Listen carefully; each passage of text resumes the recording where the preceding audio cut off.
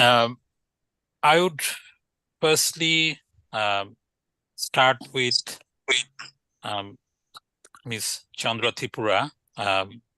And Chandraji, she is now the Assistant Secretary for International Affairs of Bangladesh Indigenous Peoples Forum, and she's also the founder CEO of Hill Resource Center. So Chandraji, you know what we are covering, but I would obviously put that also in the chat. So I would start with you, and then I would move to our other discussions. Didi, over to you. Thank you so much, Khalid Bhai. I'd like to express my gratitude to the organizer for organizing such very important discussion, because it's about data. And in this era, indigenous peoples, we feel that we're still kept behind when it comes about the data. And whenever we talk about the data, we want to bring this issue as indigenous peoples. Of course, it is a part of our rights and the self-determination. So it is about the indigenous peoples' data sovereignty. So I'll just share a bit about my organization and how we are working in the from grassroots level to the regional and global level.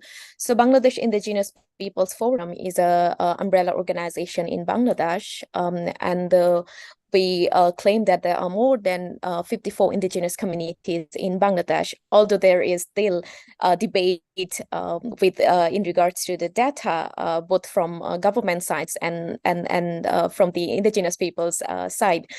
And the Bangladesh Indigenous Peoples Forum, along with 3 more organizations from Bangladesh, is a member organization of Asia Indigenous Peoples Pact, and it is the organization or a platform that we feel as a collective voice, an organization for collective voice of indigenous communities in Asia.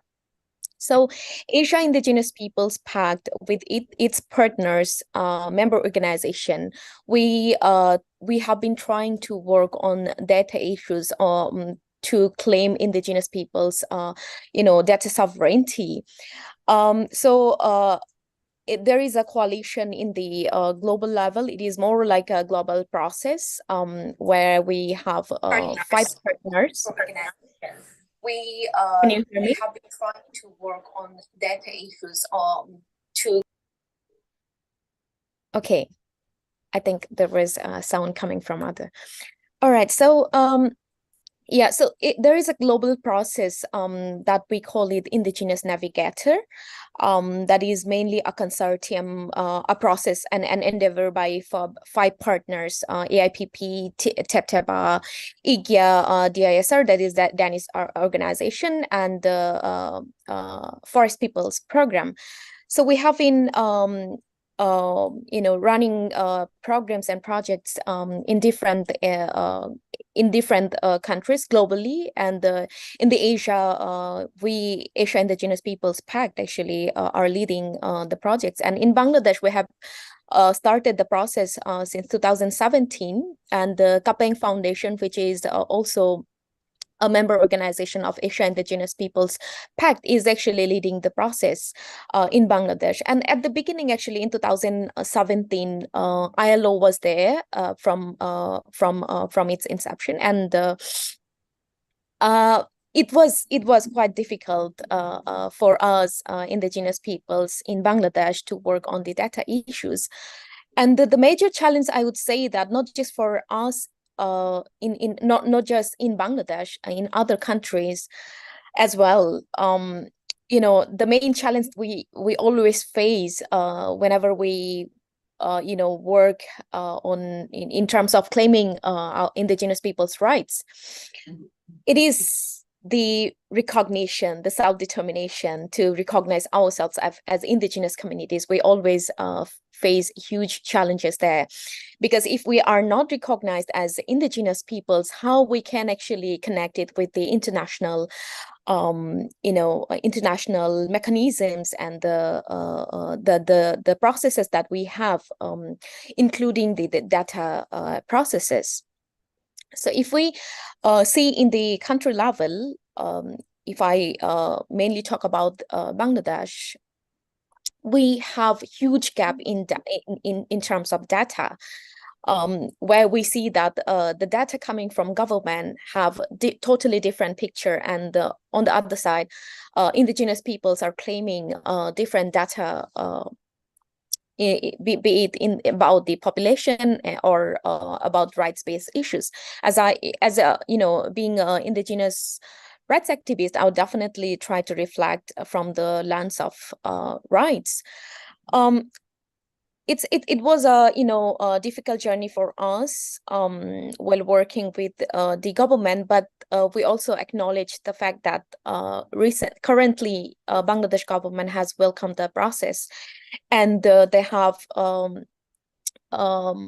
engaged indigenous peoples in the process of doing any survey. And if we particularly talk about the recent survey that they did in Bangladesh while collecting data, and also the last Bangladesh government that did the national survey, where we see the disaggregated data as we demanded, since 2000, of course, from long years, but the process of Indigenous Navigator as it started in 2017.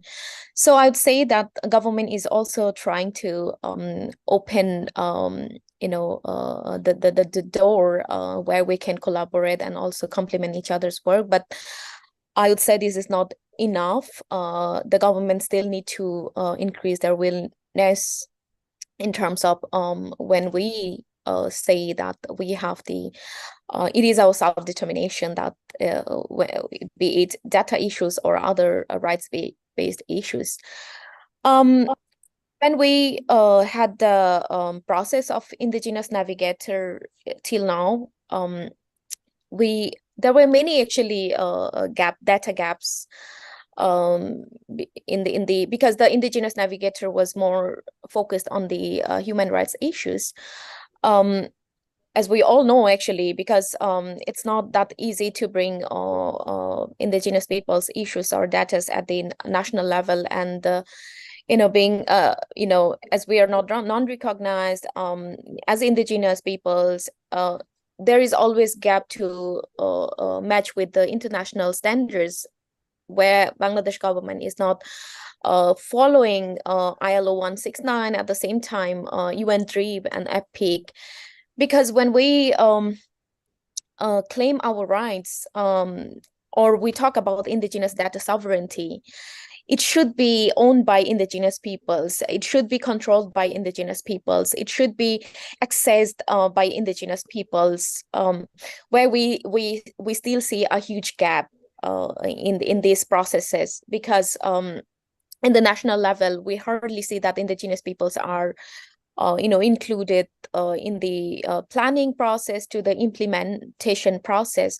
So yeah, I see that importance that government needs to be more accommodating and also welcoming to the indigenous people's ideas, and also need to also realize the indigenous people's perspectives, why they are claiming their self-determination. It's not about like totally as there are, we get, being indigenous activists, we always get these questions that you are claiming for your self-determination, that means you are trying to separate from the country. No, that's not the idea, or that's not the because we are so proud being Bangladeshis, right?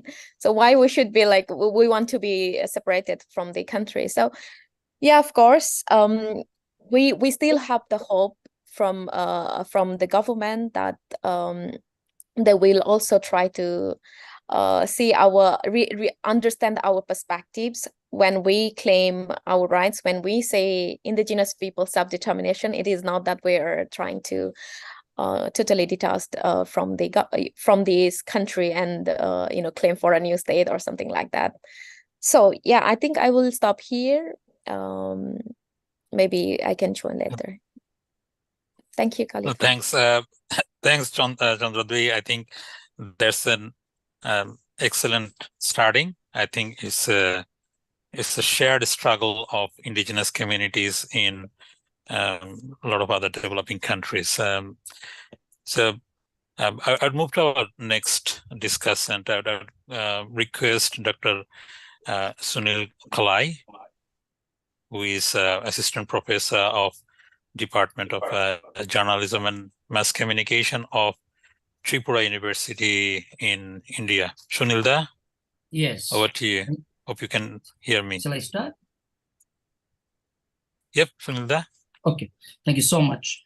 Well, I'm Dr. Sunil Kalai from a small state of India in the northeastern part of India, where different indigenous communities exist since time immemorial. Well, today's topic is very apt with regards to the redemption of physical reality when it comes to the vanishing tribe prior to the digital technology. We all are aware that prior to the information revolution or the coming of digital technology or YouTube, the way how the mainstream media or the dominant society represent the indigenous communities were highly politicized, or they were reproduced and represented from their perspective. But what happens today is the matter that the community informatics is the priorities for the indigenous community. In a way, the intervention of this very digital technology has invited many of the indigenous activities in all sphere, whether it is in politics, education, preservation of their culture, promoting of their languages and their literature, and many more. So it is the intervention of digital technology that has empowered the indigenous community in a true sense. Because when we talk of the level of education, now many of the indigenous communities doesn't have a script of their own. Like I come from a Tripuri community in India. We don't have a script of our own. Therefore, we cannot write our own literature, history, culture, and communicate with the rest of the world. But we do have a language or the dialect. And the question of dialect and language is, again, highly debatable. But how do we promote this culture, the history? Because with every language comes a history, culture, literature, and many more. Because the language that we see is not just a language, it's beyond. It has a history. And each time a language dies, one of our civilization dies. And how do this civilization die? When the number of speakers gets reduced, when the number of speakers decline because of the inclination towards the modern English language, Hindi, or any other dominant language. But what does this digital technology do? The medium of the camera, the power to record, like many of the languages in our regions are a language that is of oral nature. And most of the stories and histories are passed on from one generation to the other generation. And this facility to record and archive in any form of media platform, be it in Facebook, YouTube, or any other social media, has really brought the redemption of physical reality to this notion of the vanishing tribe and languages. So in a true sense, it has really empowered, and every indigenous community has got a power for self-representation. And whether they're educated, uneducated, whatever profession they are. So there is a whole lot of the media practices or the information practices that you will see as an archive in YouTube. People started blogging, they started running their own news channels, they started telling their own stories. So the whole concept of telling our own story by ourselves is the practice today when it comes to the region in Tripura. And earlier, what happened?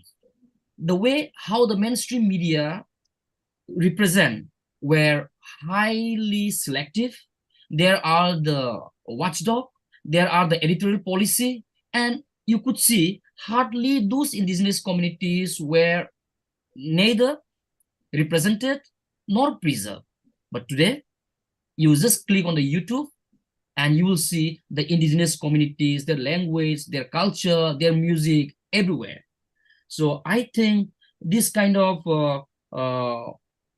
program or webinar or workshop is very apt. And I only say that in the days to come, I think we can take up a serious research, and then we can preserve and promote many other dying languages and bring them to their redemption of physical realities. I think I can also continue later. Let others speak.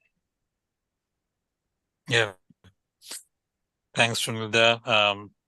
Again, what Chandradi just started regarding self-determination, you put importance on self-representation. I think obvious two major issues Indigenous communities are pushing forward. So I would now request Dr.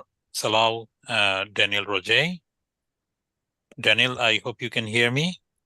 So Daniel is currently working as a postdoctoral fellow of at Carleton University in Canada, and he's from Kenya's Maasai community. Daniel, can you hear me? Yes, I can hear you. Yes, Daniel, over to you. You can start.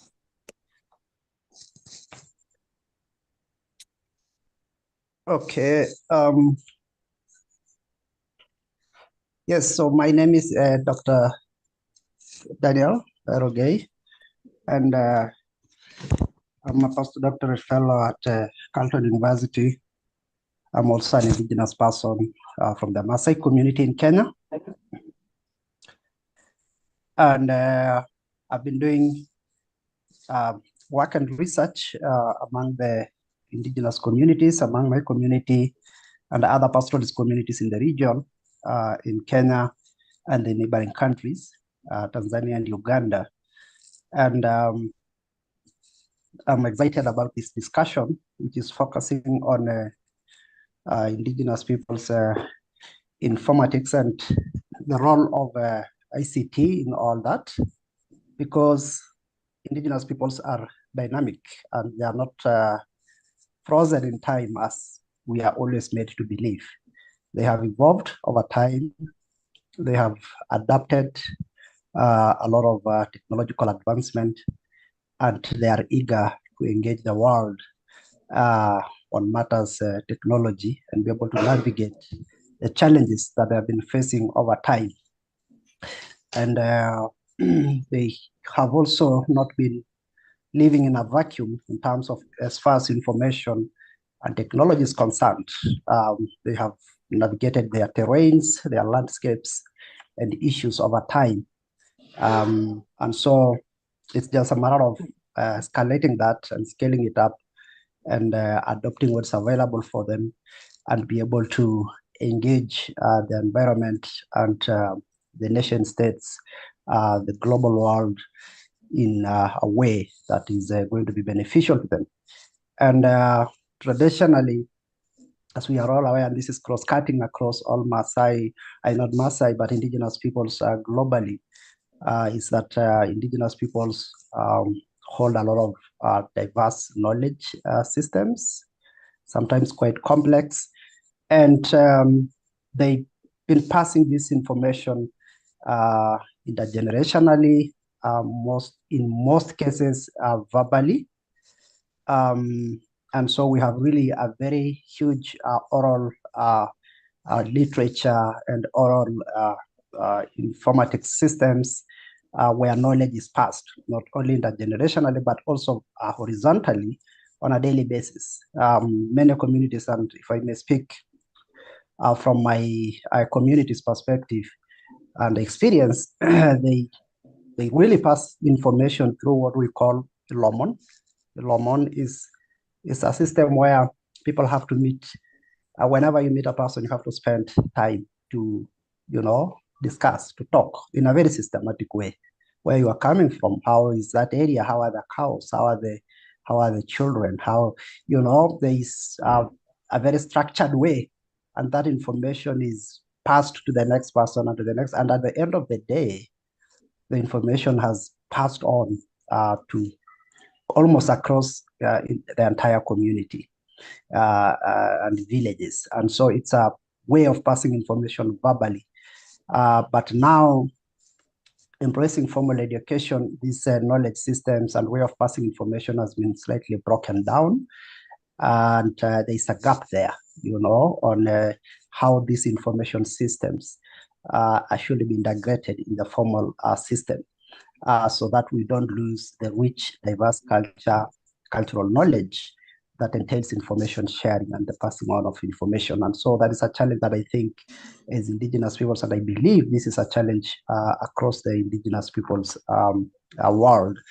And but fast forward, we now are embracing technology in the modern world.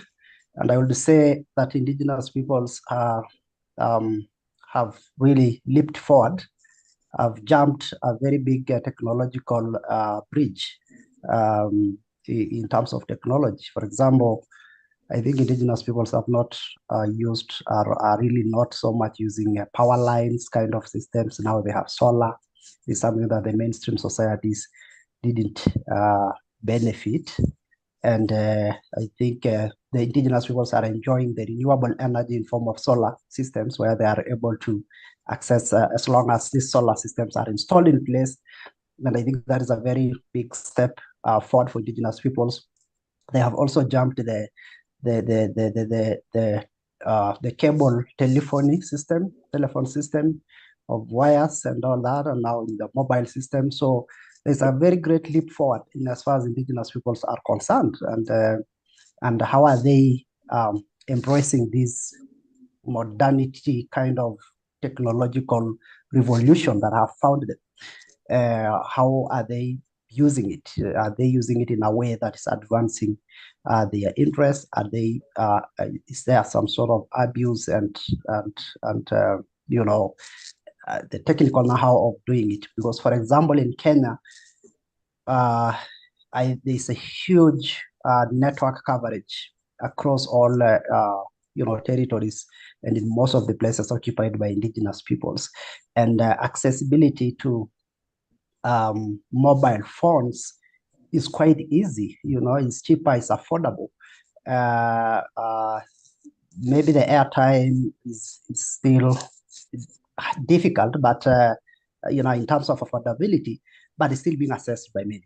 So I would say the telephone and the mobile telephone revolution in the country, this is coupled by a very robust money transfer system we call M-Pesa, and this is revolutionizing the erstwhile marginal areas, transacting businesses. And I would also say there is a jump of the banking system. When we talk of those technological leaps, I think there is a jump of the banking system because they don't need a bank, and the mobile M-Pesa system is acting as a bank and as a way of transferring money. And so it's a lot of aiding trading in the areas that were really remote and marginalized when it comes to mainstream development. And so this is really creating a lot of transformation, so to speak, especially in as far as information, access to information is concerned.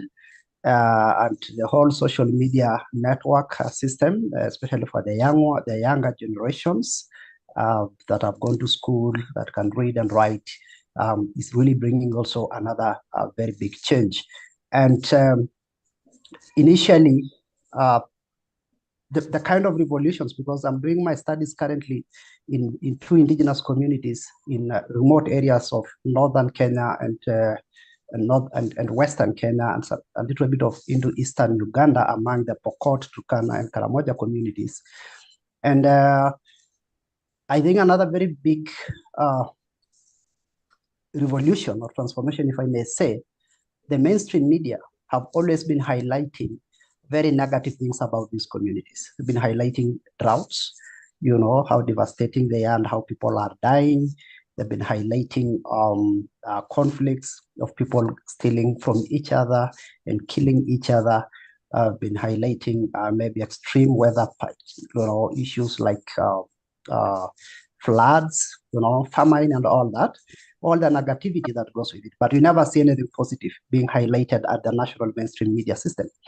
But thanks to the social media and the online system, because some of these communities now have, like in my community, I see a lot of online TVs, and the young people have stepped up with a lot of talents, highlighting their own stories and telling stories differently, online. And I think there is a very huge transformation in form of access to information by the younger generation, and it's also impacting on the knowledge and the passing of the information to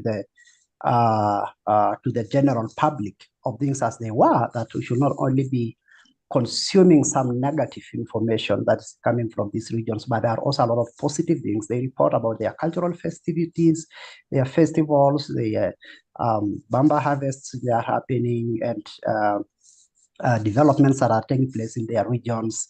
All these are coming to the fore, courtesy of these online information systems that are cutting across and dissolving these information barriers.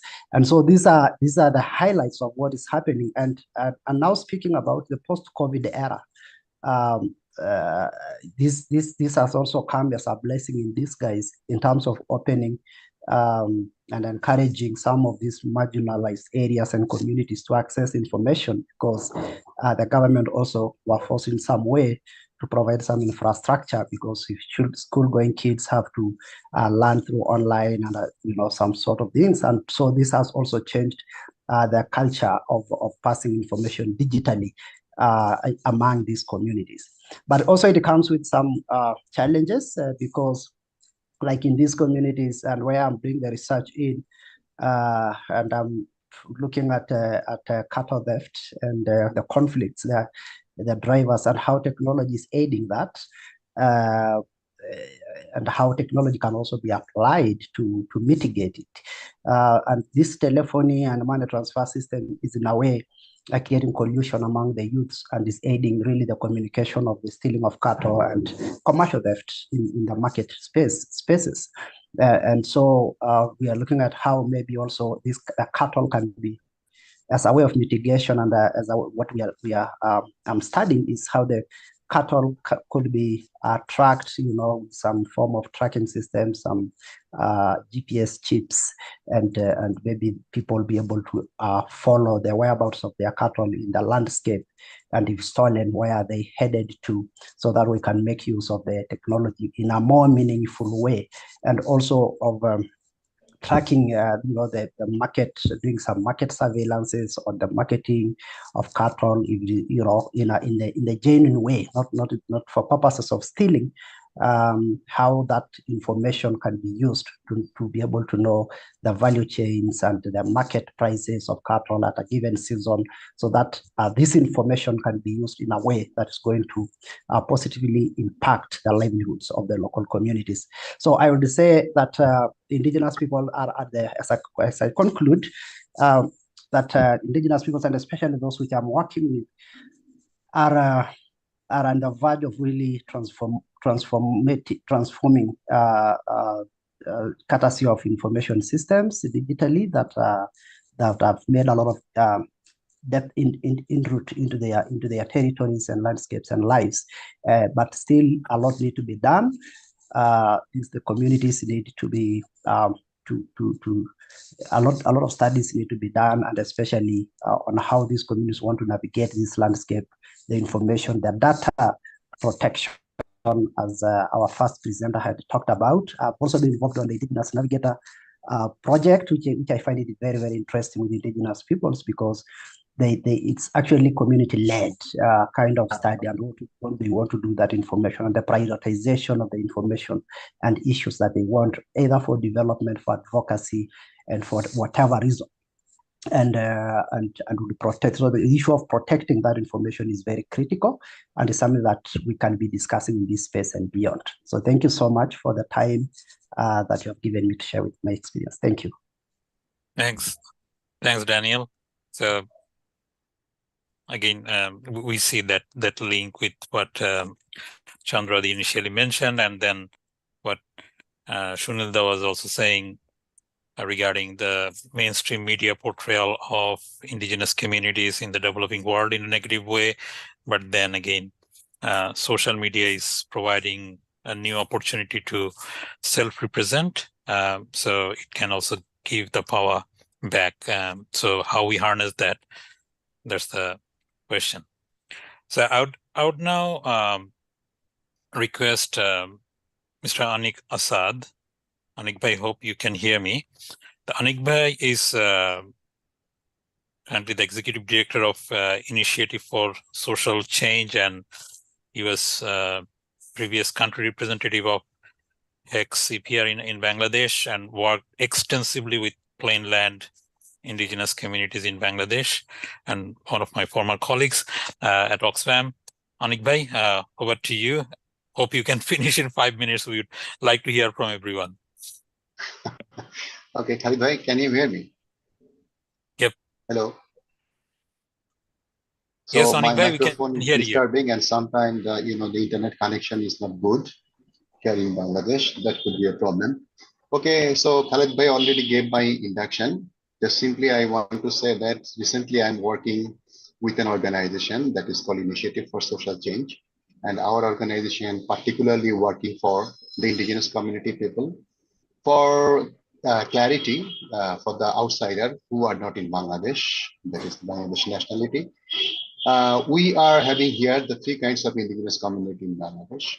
One is Hill Tribes community, that is the Chittagong region, that is Hill tribal people that we call. Another is the middle part, that is in the northeastern part of the Bangladesh. And we are working with the plainland indigenous community. They are just living in the northern part of Bangladesh, that is called the High Baril area. And there lives 39 community, though there is a controversy regarding the number of the indigenous community, plainland indigenous community in Bangladesh. Bangladesh government, they are saying that there are the 50 community people.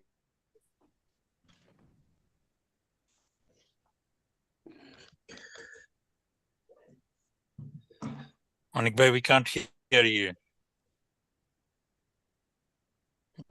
I think he has some internet problem. I was having private chat with Aldo. We are praising the hybrid arrangement, but that's also the challenge if you don't have good internet connection. That I said. So basically, yeah.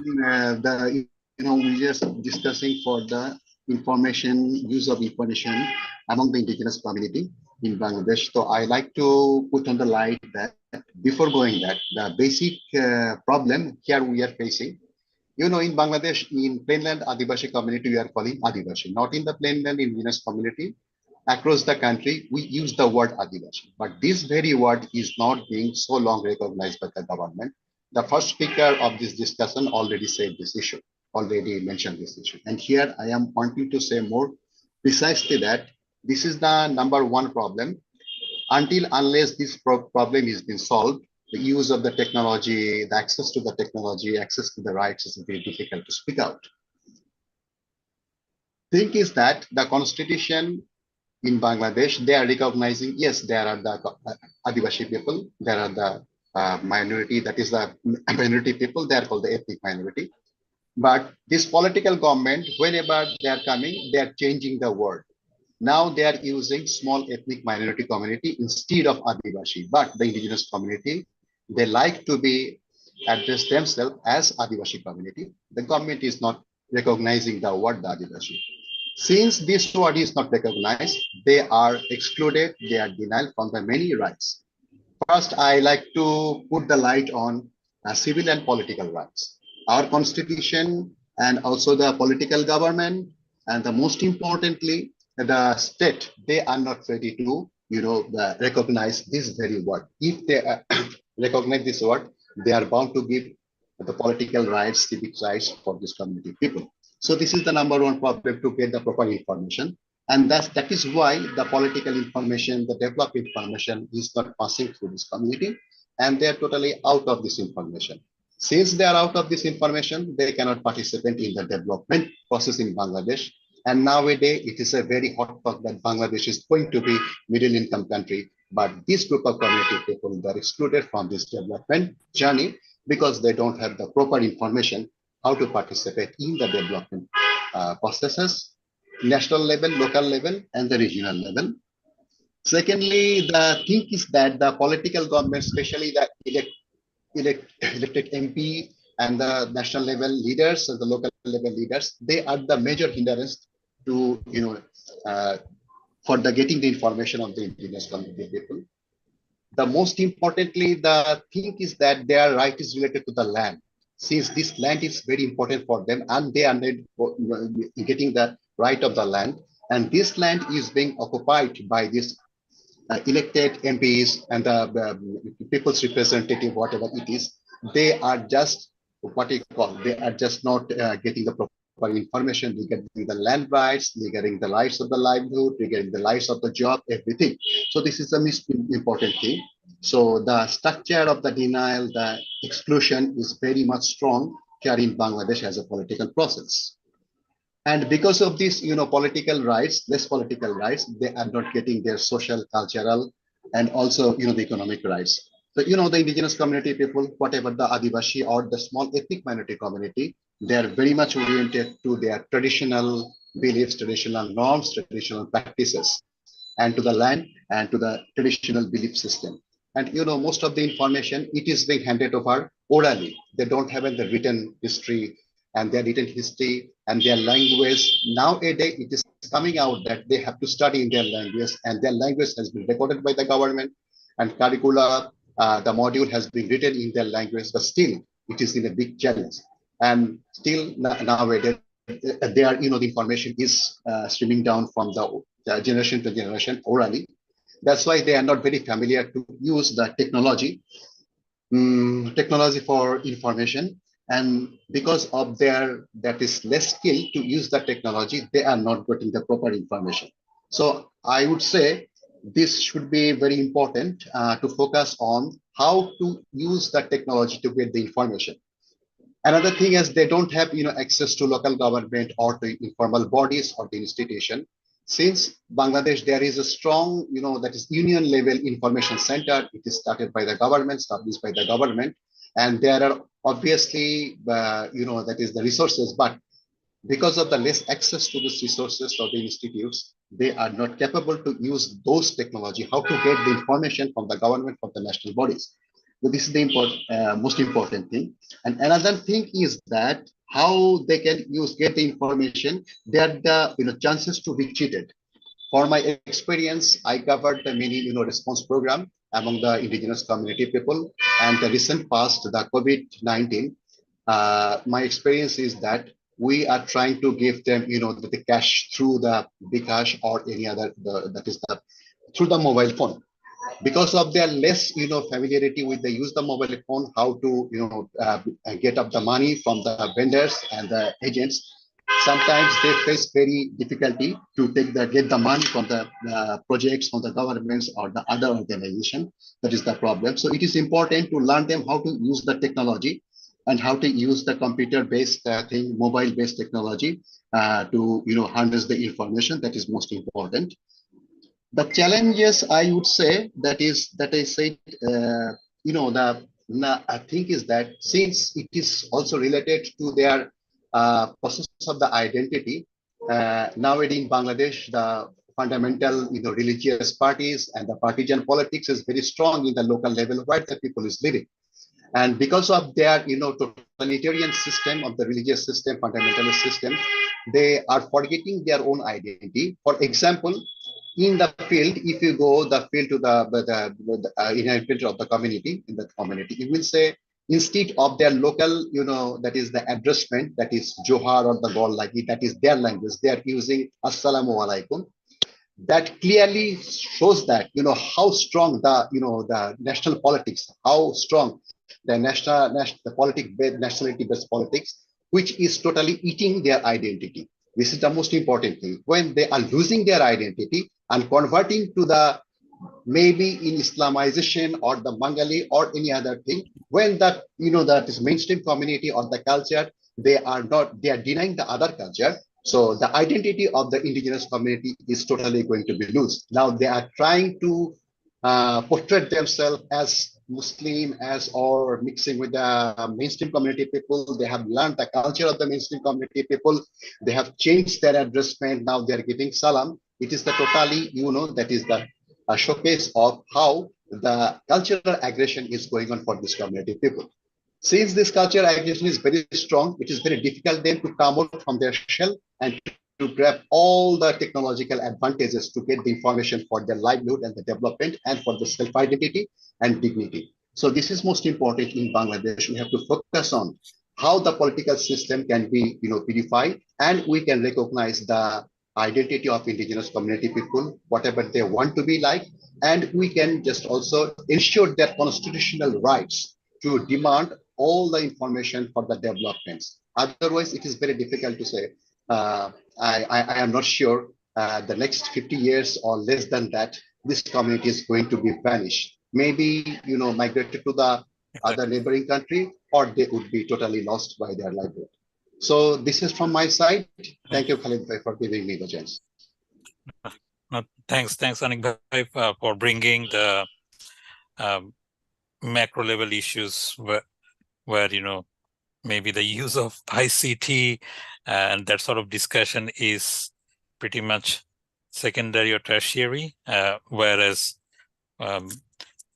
the indigenous communities or Adivashis, they even don't have the right to self-determination in country like Bangladesh, and then other things just follow that. So we would now move to Jantada. Yeah, Jantada is already there. So Dr. Jayanta Chaudhary also works very closely with indigenous communities in India. Is an assistant professor in Department of Rural Studies at Tripura University. A very close Dada, Boro Bhai. So Jantada, over to you, and I would also request you to finish within 5 minutes so that others can also talk. Good. Namaskar. Audible?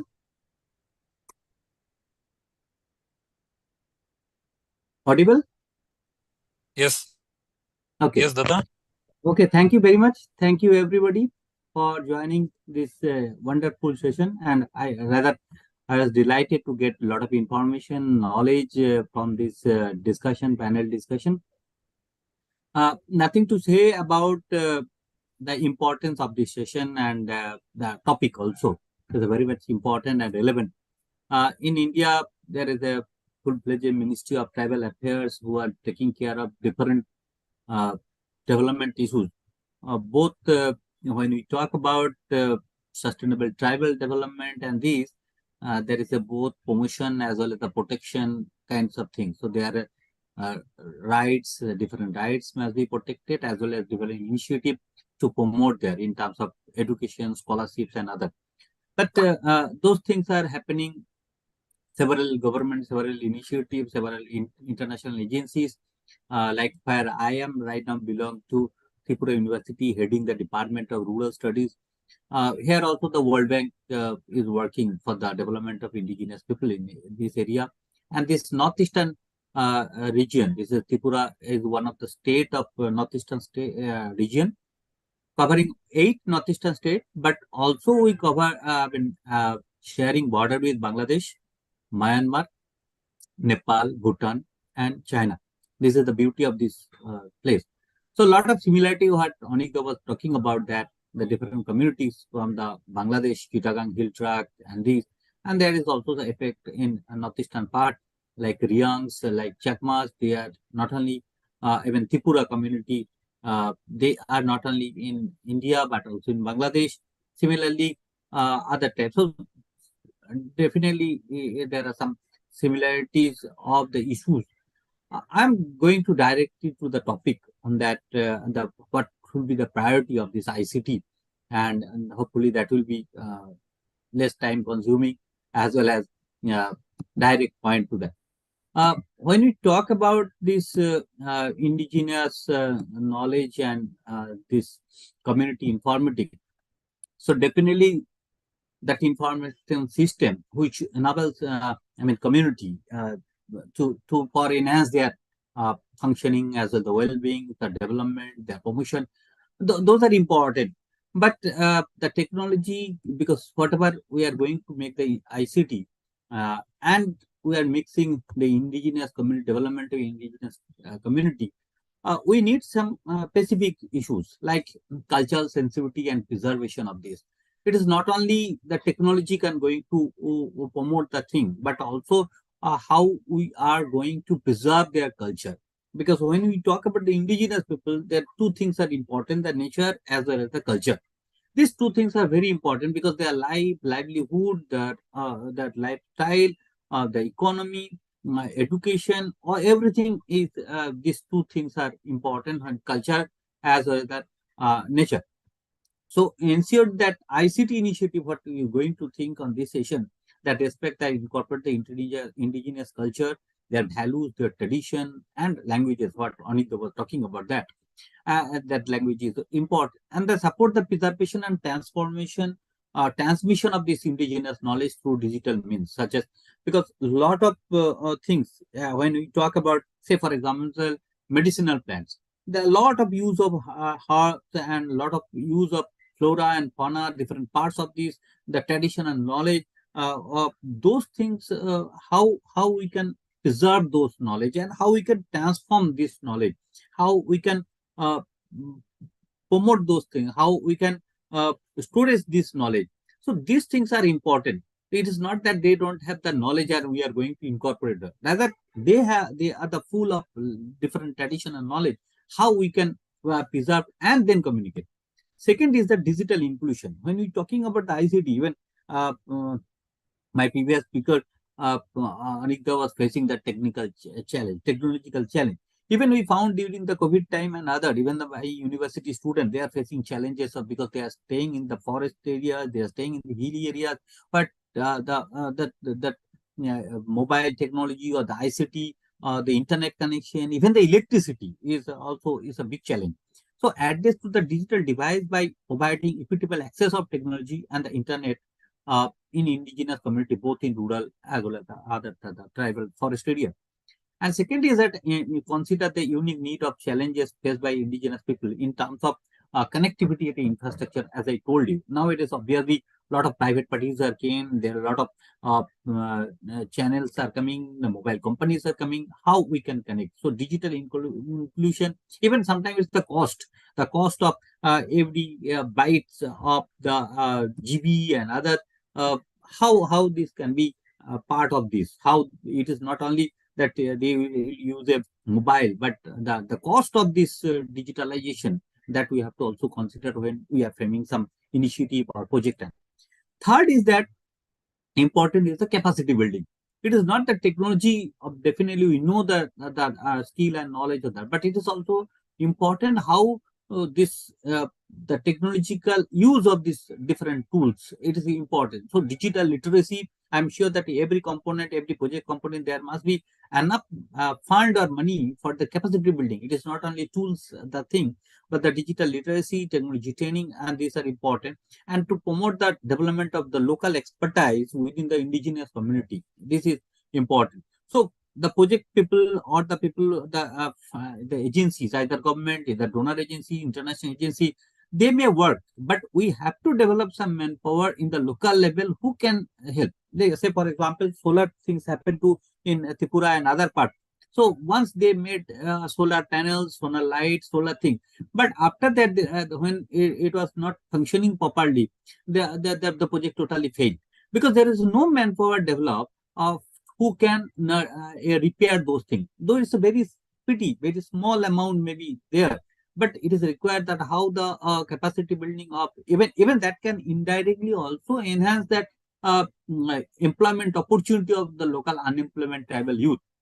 So this is important to build a community pool among the indigenous people, that who can be the local expertise in the sense of ICT work. Fourth, I will try to tell that community ownership and control. The information and data, what we are asking for this informatic thing, we have to think that who is the ownership. It is the project, it is the donor agencies, or it is the government department, but who will be the owner? Because the knowledge they have, as I mentioned, the medicinal plants and other, the indigenous knowledge they have, they should be the sole properties of the owner of this information and data. It is not the stealing of information for that, but how they can get the ownership.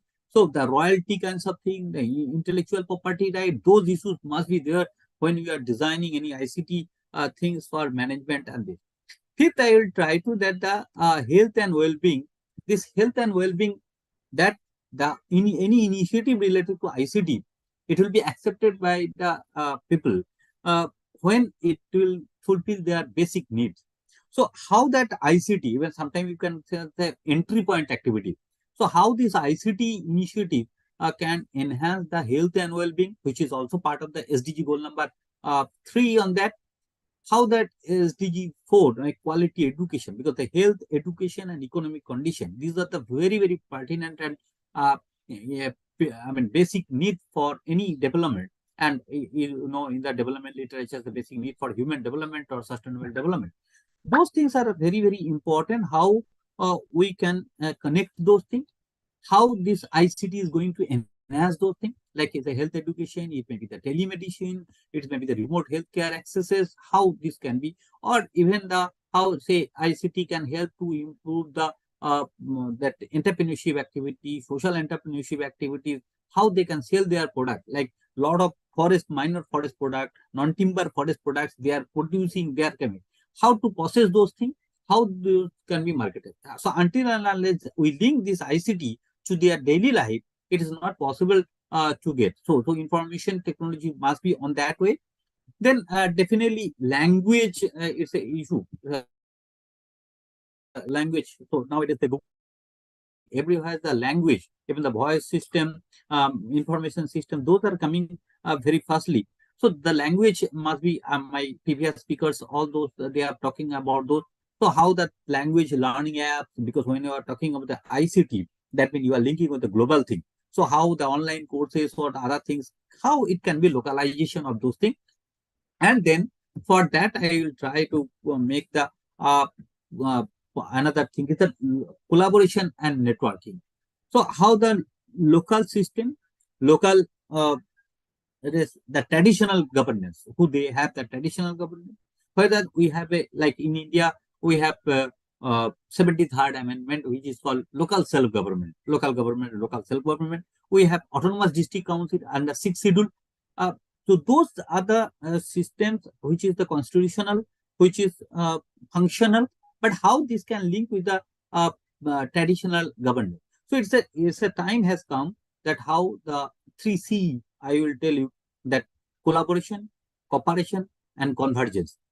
So we have the resources, we have the knowledges, but the thing is how we can collaborate, we can cooperate, and we can converge those things. If we can make this, then I am sure that the fruit of the initiative of ICT-based informatic system for the development of the indigenous people will be fruitful. With this, let me finish, and I'm sure that I will learn more from my fellow speaker. Thank you very much. Over to Khalid. Thanks, Chandrada. I think we are again getting some very important perspective around traditional knowledge, data ownership. And I can remember, I think on the first day, Michael was saying about indigenous people as the first mile, not as the last mile, because of the traditional knowledge they possess and how we can rather recognize that, but then giving them the right to have that ownership. So I think since we have heard from six discussant, I would just like to hear from those in the room, maybe kind of 5 to 7 minutes. Any question they have, based on the discussion we had so far, or anything they want to add, then we would move to our other discussion. Daniela, looking forward to your support. If anyone, even in the panel, like I think Misita has already raised her hand. So Misita, you're the first one. Hello. Hi. Oh, great. Thank you so much for those insights and initial presentations. It's very insightful. My questions is around and some of you, and I'm not directing to any particular speaker, but some of you talked about the preserving and managing of indigenous knowledge. So what do you think so the sort of approaches or innovative approaches or community-led strategies that you found to be effective for cultural sustainability?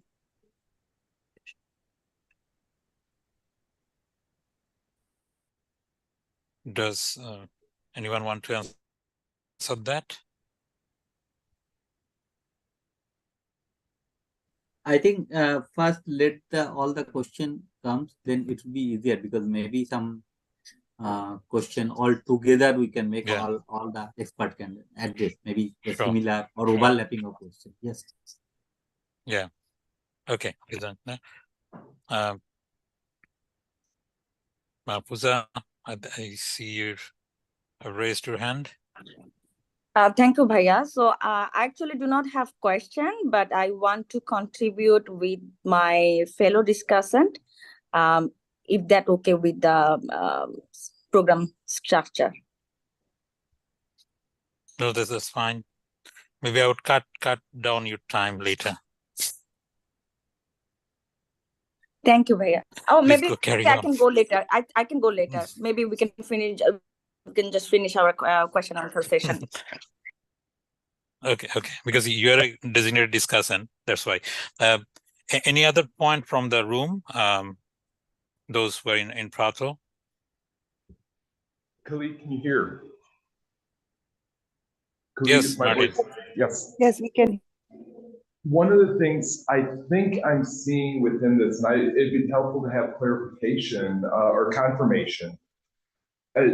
The self-determination, the self-representation, the power, the ability to address local issues in the way that is wanting to be addressed by the people of these local spaces, the indigenous people there, are speaking really loud and clear to me.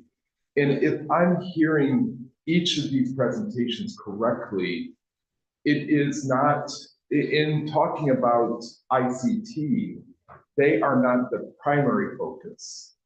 They're the secondary focus.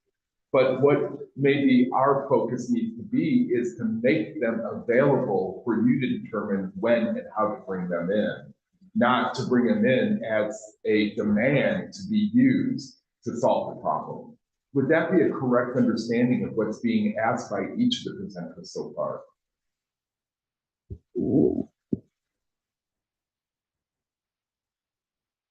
I think the presenters, I personally agree to what you have summarized.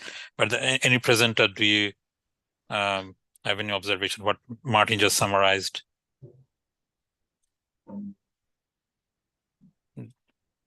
I don't see Chandradi. Maybe she's. Chandradi. Yeah. I think you could hear Martin. Yeah. Yeah, but I think I'll just try to, respond to both, try to merge. Again, I think I would like to reiterate about the legal recognition of indigenous peoples in their respective states and countries as indigenous peoples. That's the first priority that we really need, because that will actually allow to open the discussion, or that will create the environment to ensure the other rights, as on by actually already clearly stated that will help or complement to ensure the other rights, both political, cultural, social, and economic rights. Because without this legal recognition as indigenous peoples, we will not be able to connect with the international standards, as we have internationally. We have rights to claim, as we have the UN Declaration on the Rights of Indigenous Peoples, ILO 169, and also other mechanisms that we have. It is to connect with the globally, because globally we are connected, and the impacts are also coming in. The global influence is also impacting on us, along with the national influence, in regards to protecting our traditional knowledge, our data, our language, or overall way of life that we have. So it is very, very important that the government realize the importance to recognize us as we want to recognize ourselves. That is to, giving our rights to self-determination. That will actually allow to enjoy our other rights eventually. And in regards to because it is also will create the opportunity to engage in other levels, in the policy level as well, because once we have these self-determination rights and the legal recognition, it will be easier to become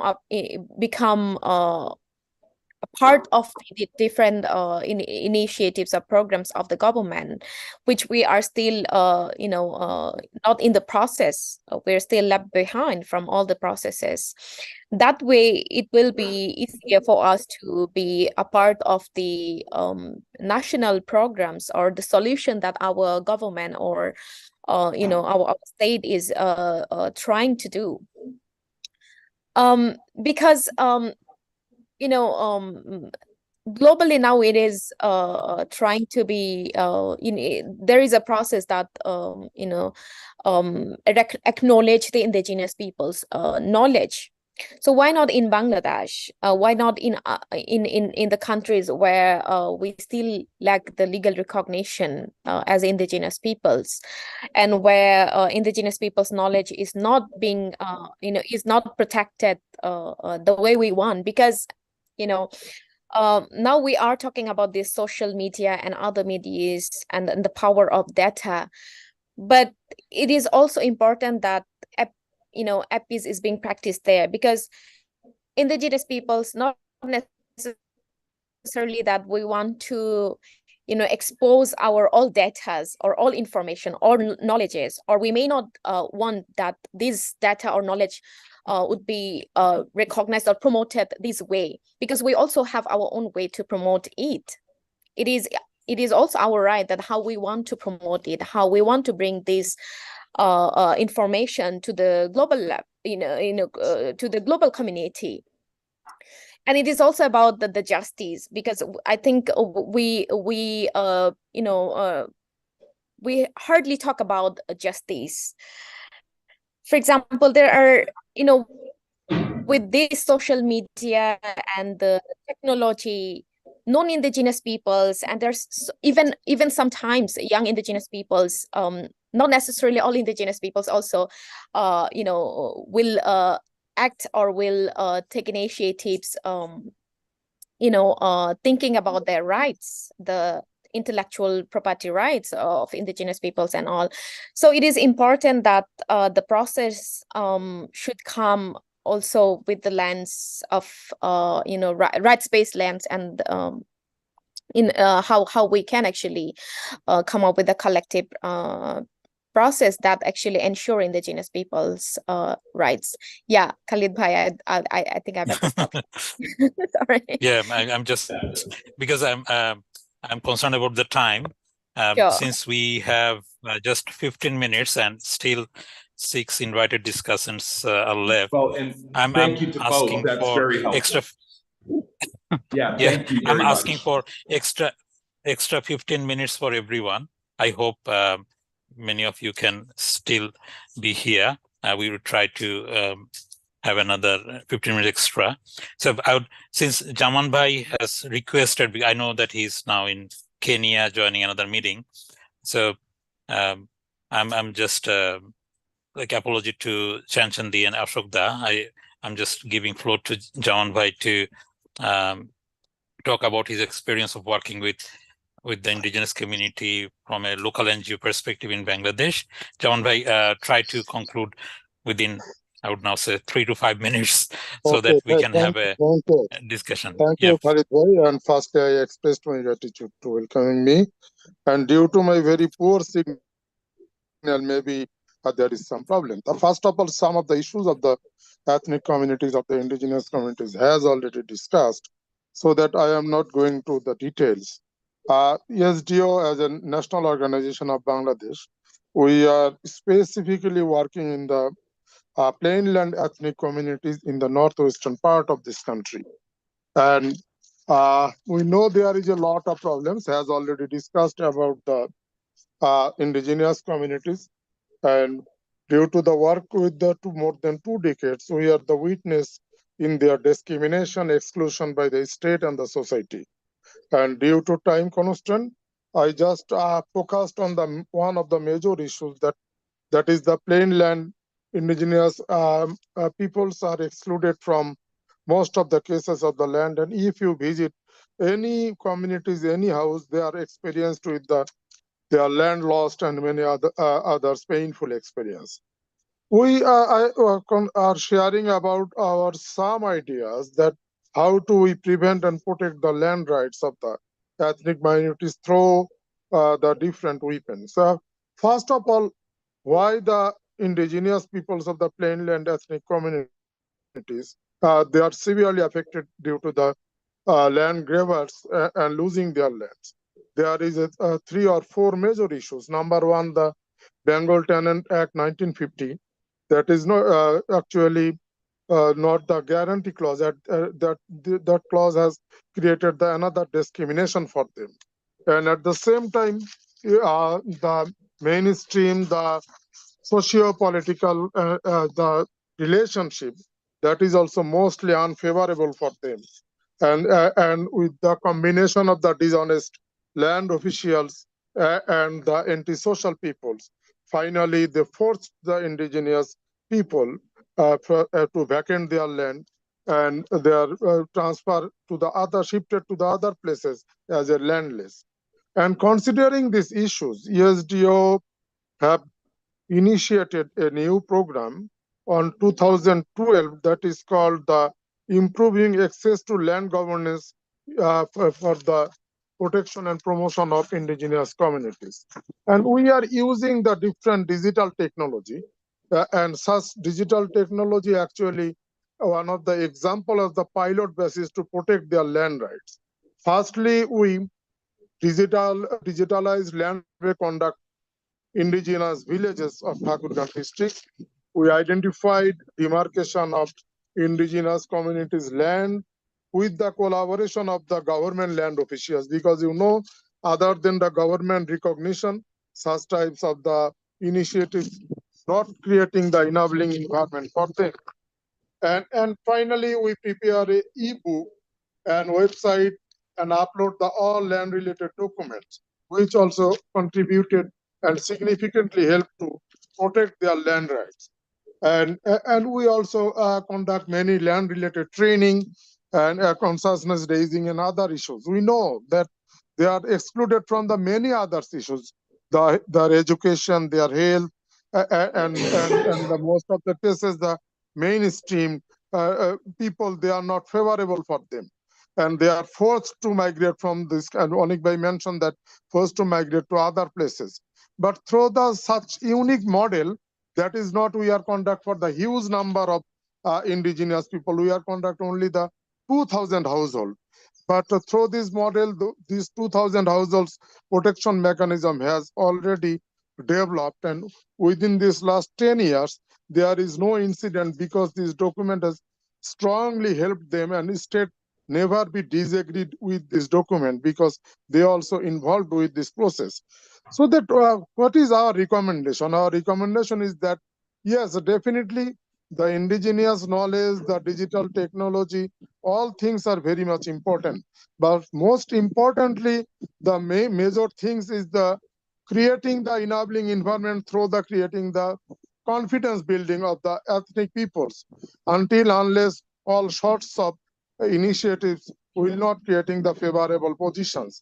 Yes, the society, the mainstream mindset up is not positive, but definitely one of the portion of the mainstream people still now positive with them, so that we are creating the civil alliance, which will be finally forced to the anti-social people and the government to creating the enabling environment for them.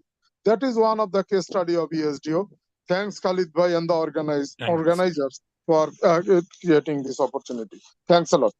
Thanks, Zaman Bhai. That's a really a great example, like the connection of indigenous communities to their land. It is also their one of their main vulnerabilities, and how you are using ICT for digitalizing the land record and kind of putting that in public domain so that they can get some sort of protection. So thanks again for that example. I would now request Advocate Chan Chan. So Advocate Chan Chan, she is the Executive Director of Shiri Alternative Way of Women Empowerment in Bangladesh. And Didi requested that she would like to Thank you. Speak in Bangla, so I would translate that on behalf of her later. Didi, বলুন। Thank you, Khalid bhai. সংক্ষেপেই বলবো, আমি কাজ করি হচ্ছে plan আদিবাসী নিয়ে কাজ করি, আর আমি কোস্টাল এরিয়া প্ল্যান হলেও পটুয়াখালী এবং বরগুনা ডিস্ট্রিক্টের কোস্টাল এরিয়াতে আমি কাজ করি প্ল্যান আদিবাসীদের নিয়ে। এখানে আমরা রাখাইন সম্প্রদায় রয়েছে, শুধুমাত্র এই একটা সম্প্রদায় আমরা এখানে আদিবাসী হিসেবে রয়েছি, রাখাইন সম্প্রদায়। আমাদের 250 বছর আগে থেকে এখানে আমরা বসবাস করি। 250 বছর আগে 50,000-এর মতো মানুষ ছিল। বর্তমানে এখানকার দুই ডিস্ট্রিক্টে বরগুনা এবং পটুয়াখালী মিলে মাত্র 2000 মানুষ আমরা আছি।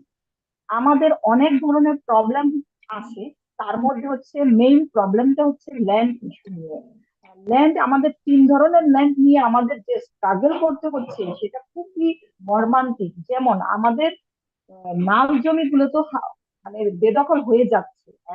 নাম্বার 2 হচ্ছে শ্মশান। রাখাইন কালচারের একটা পার্ট হচ্ছে রাখাইন পাড়া বা রাখাইনদের যে কমিউনিটি গ্রামটা হচ্ছে একটা গ্রাম একটা শ্মশান। সেটা হচ্ছে ইন্ডিভিজুয়াল না, যৌথভাবে। ওই পাড়ার মানুষ মারা গেলে ওখানেই তাকে সংস্কার করা হয়। এই শ্মশানের ভূমিগুলো বেদখল হয়ে যাচ্ছে। স্থানীয় প্রভাবশালী লোকজন এবং স্থানীয় সংখ্যাগরিষ্ঠ লোকজনের মাধ্যমে এই শ্মশানগুলোর ঢুকে তারা ঘর বাড়ি করে এবং তারা অবৈধভাবে দখল করে নিয়ে যাচ্ছে শ্মশান। আরেকটা হচ্ছে ধর্মীয় প্রতিষ্ঠান। আমাদের যে বৌদ্ধ মন্দির গুলো অনেক ধরনের, এক একটি পাড়ায় 2-3টা করে প্লট আছে বৌদ্ধ মন্দির, প্যাগোডা, উপাসনালয়, 3 ধরনের। এই বৌদ্ধ মন্দিরের জায়গাগুলোকে বেদখল হয়ে যাচ্ছে। রিসেন্টলি সবচেয়ে বড় প্রবলেম হচ্ছে কুয়াকাটার যে কেন্দ্রীয় বৌদ্ধ মন্দির আছে সেখানকার ল্যান্ড, মানে দুঃখজনক হলেও এটা সত্য যে পানি উন্নয়ন বোর্ড নিজেই ভূমিদস্যু। এসি ল্যান্ড রেভিনিউ সেকশনের লোকজন নিজেরাই ভূমিদস্যু, নিজেরাই আপনার জেলা পরিষদ তারা নিজেরাই ভূমিদস্যু, তারা নিজেরাই ওখানে বিল্ডিং করে বেদখল করে নিয়ে যাচ্ছে অবৈধভাবে। এই হচ্ছে আমরা ল্যান্ড হারাচ্ছি। এখন আমরা চলে আসি এই আমাদের ক্যাপাসিটি কি, আমরা টেকনোলজি ডেভেলপ হয়েছে, বাট এই টেকনোলজিটা কিসে? আমাদের সম্প্রদায়ের লোকজনের শিক্ষার অভাব। তারা ম্যাক্সিমাম লোক এখনো পর্যন্ত বাংলা বোঝে না, বাংলার কথা বলতে পারে না। বয়স্করা আছে যারা পড়াশোনা করছে, তারা পারতেছে, তারা ডিভাইস ইউজ করতেছে, তারা ফেসবুক ইউটিউব সবই ইউজ করতেছে, বাট আপনার ল্যান্ড ইস্যুতে আমাদের ল্যান্ড গুলো কিভাবে সংরক্ষণ করতে হবে, কোথায় আছে এই ডকুমেন্টস গুলো, হ্যাঁ, খতিয়ান পর্সা যেটা রেকর্ড, ওগুলো কোথায় আছে? ডিসি অফিসে আছে না রেজিস্টার অফিসে আছে নাকি এটা মানে কোথায় আছে? এটা অনেকেই জানে না।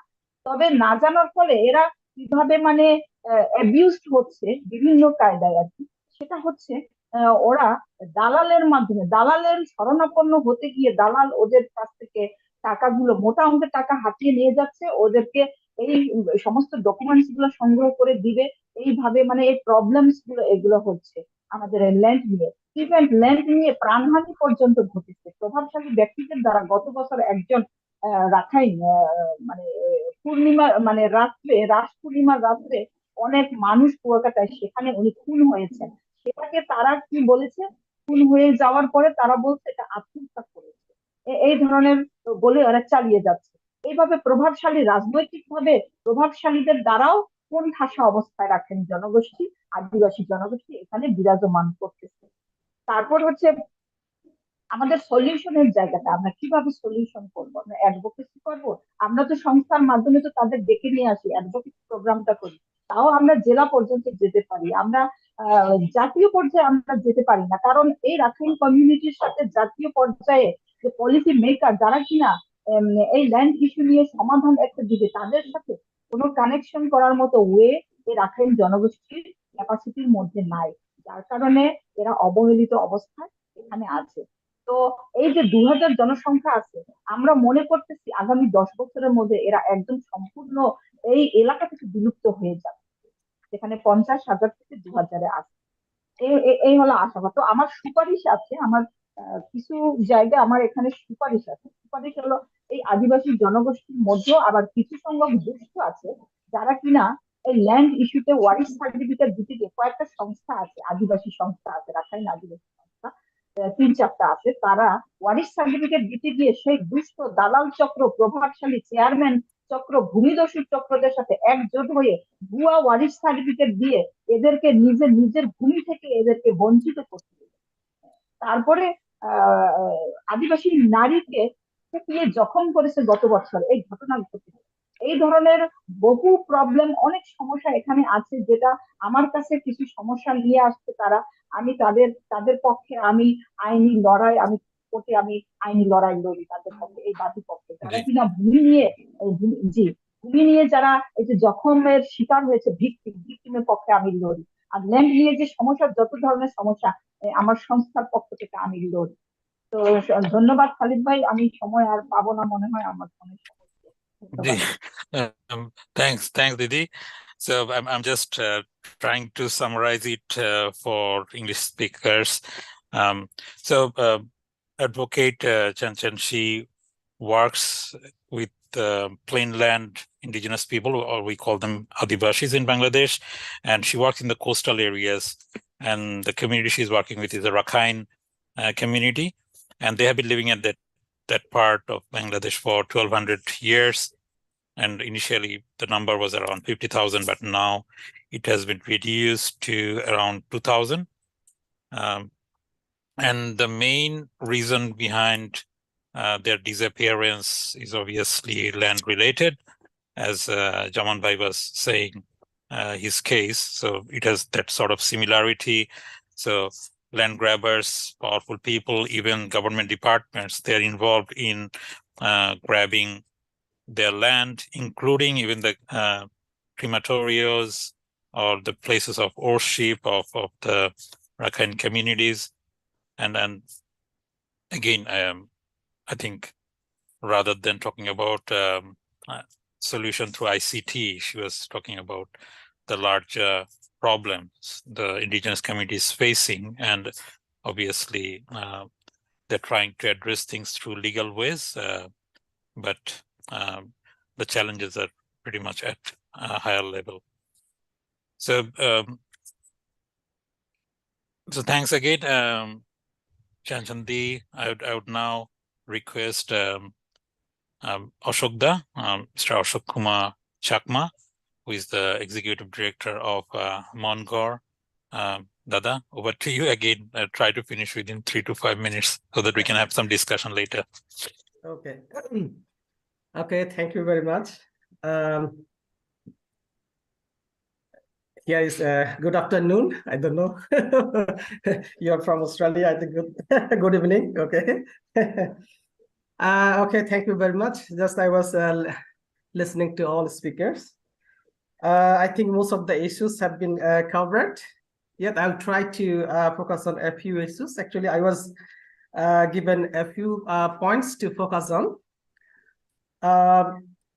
Okay, first of all, I would like to thank the organizers for inviting me to this webinar.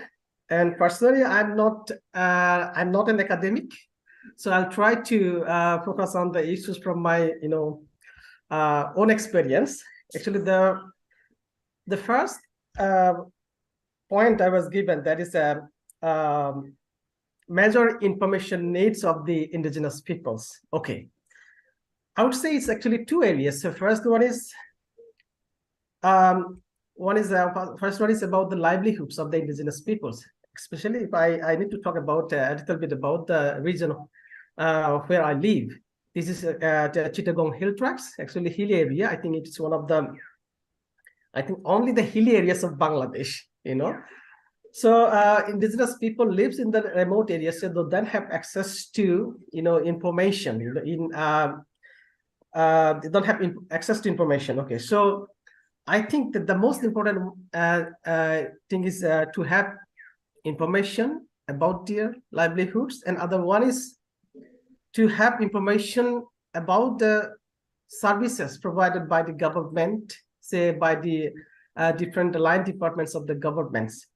As indigenous people lives in the remote areas, so they don't know what services are provided by the government. So very clearly, I would say that the most important, the sectors for which the indigenous people need information, that is health, education, and agriculture. Definitely agriculture. Now actually the government is talking about like nutrition, water and sanitation. All this are related to related to development. And of course, already we talked about land rights. Land right is a very crucial issue for the survival of the indigenous people. So they need to have information, what are their rights, and but I don't have time because I think to discuss on the land rights. It's a very long, it needs a long discussion. So I'm skipping it. So we need information on these areas, Then how indigenous people are accessing information? Of course, now we have like a mobile phone, but again, the mobile, I mean, the coverage of the mobile phone in the indigenous people area is very low, especially in the Chittagong Hill Tracts of Bangladesh. And very frankly speaking, that we people in the Chittagong Hill Tracts say that the elected and democratic government could not give us mobile, service. I mean, could not give mobile service to the indigenous peoples of Bangladesh. We only got, mobile service during the unelected government. I mean, during the caretaker government system in Bangladesh. Actually, we only got mobile service in 2008. So if we calculate, I mean, from 2008 to until now, not a long time, we are using mobile phones, but still there is a large area of the Chittagong Hill Tracts which are out of mobile service, So this is one of the I mean, though we have mobile, but many of the people cannot access, mobile. And of course, thanks to internet, especially in the town areas or very urban areas, they can have internet facilities. They can use like a social media. I mean, people can get information through social media, like especially Facebook. Facebook is very popular in Bangladesh, so Facebook is also one of the sources of getting information. Then someone talk about YouTube. Yes, YouTube also is one of the sources of information. Some youth, use YouTube, I mean, to provide information on different issues. Then again, newspaper, that is very limited to the town areas, not in the urban areas. Then other sources of information are like a local government council. In Bangladesh, we have, it's called Union Council. So at the Union Council, there are information centers. So from there, people can have some access to information, Then actually, what are the barriers of, accessing information for the indigenous peoples? Already we talked about many issues, and even for our region, of course, inaccessibility, I mean, remote areas of the Chittagong Hill Tracts. So in the remote areas, people don't have access to information. Then other thing is very important, that is language, because indigenous peoples have own distinct languages that are completely different from Bengali and Bangla. So they cannot read and write Bangla. So but they don't understand. So language is one of the barriers, to get information. All informations are either in English or in Bangla. So indigenous people, do not have access to information because of the language barrier. Then, of course, education, level of literacy. Level of literacy is very low among the indigenous peoples, as they are not literate. That means they cannot read and write. So they are deprived of information. Then already I talked about a mobile network or internet network. Internet coverage in the Chittagong Hill Tracts area, that is very low. So because of the low coverage of internet facilities, so people don't have access to information, yes. Then, of course, with this, of course, we have also electricity. That's also has a link with the access to information in the remote areas. There is no electricity. If they don't have electricity, they can use even mobile phone, television, and other media they cannot use. So that is also restricting access to information. Then, okay, finally, actually, I would say that a few suggestions, of course. They need to increase the mobile or internet coverage in the Chittagong Hill Tracts areas, and of course need to have solar energy. Government cannot provide electricity to all areas of in the remote areas. So alternatively, green energy can be a potential source of using devices like a mobile phone, television, etc. And of course, one of the other thing is the education. Education, in general, in education, IT education, training to the youth, that is also important. Another thing is, of course, the governments need to provide funding. Without funding, we cannot, have, proper training. And finally, actually, we discussed about the right to, already discussed right to self-determination. I would say this, that there should be a policy of the government for, to facilitate access of information that should include a principle that is recognized by international instrument that is called free prior informed consent. Especially this is very important with regards to development project. If indigenous people don't have access to information about the development project, it is very likely that they will be affected by the development process. Okay, thank you. Thank you very much. Yeah. Thanks, Dada. I don't know whether I can still keep my promise to finish it. What do you need? Isha, she's an Indigenous public health expert. So, Nita, over to you.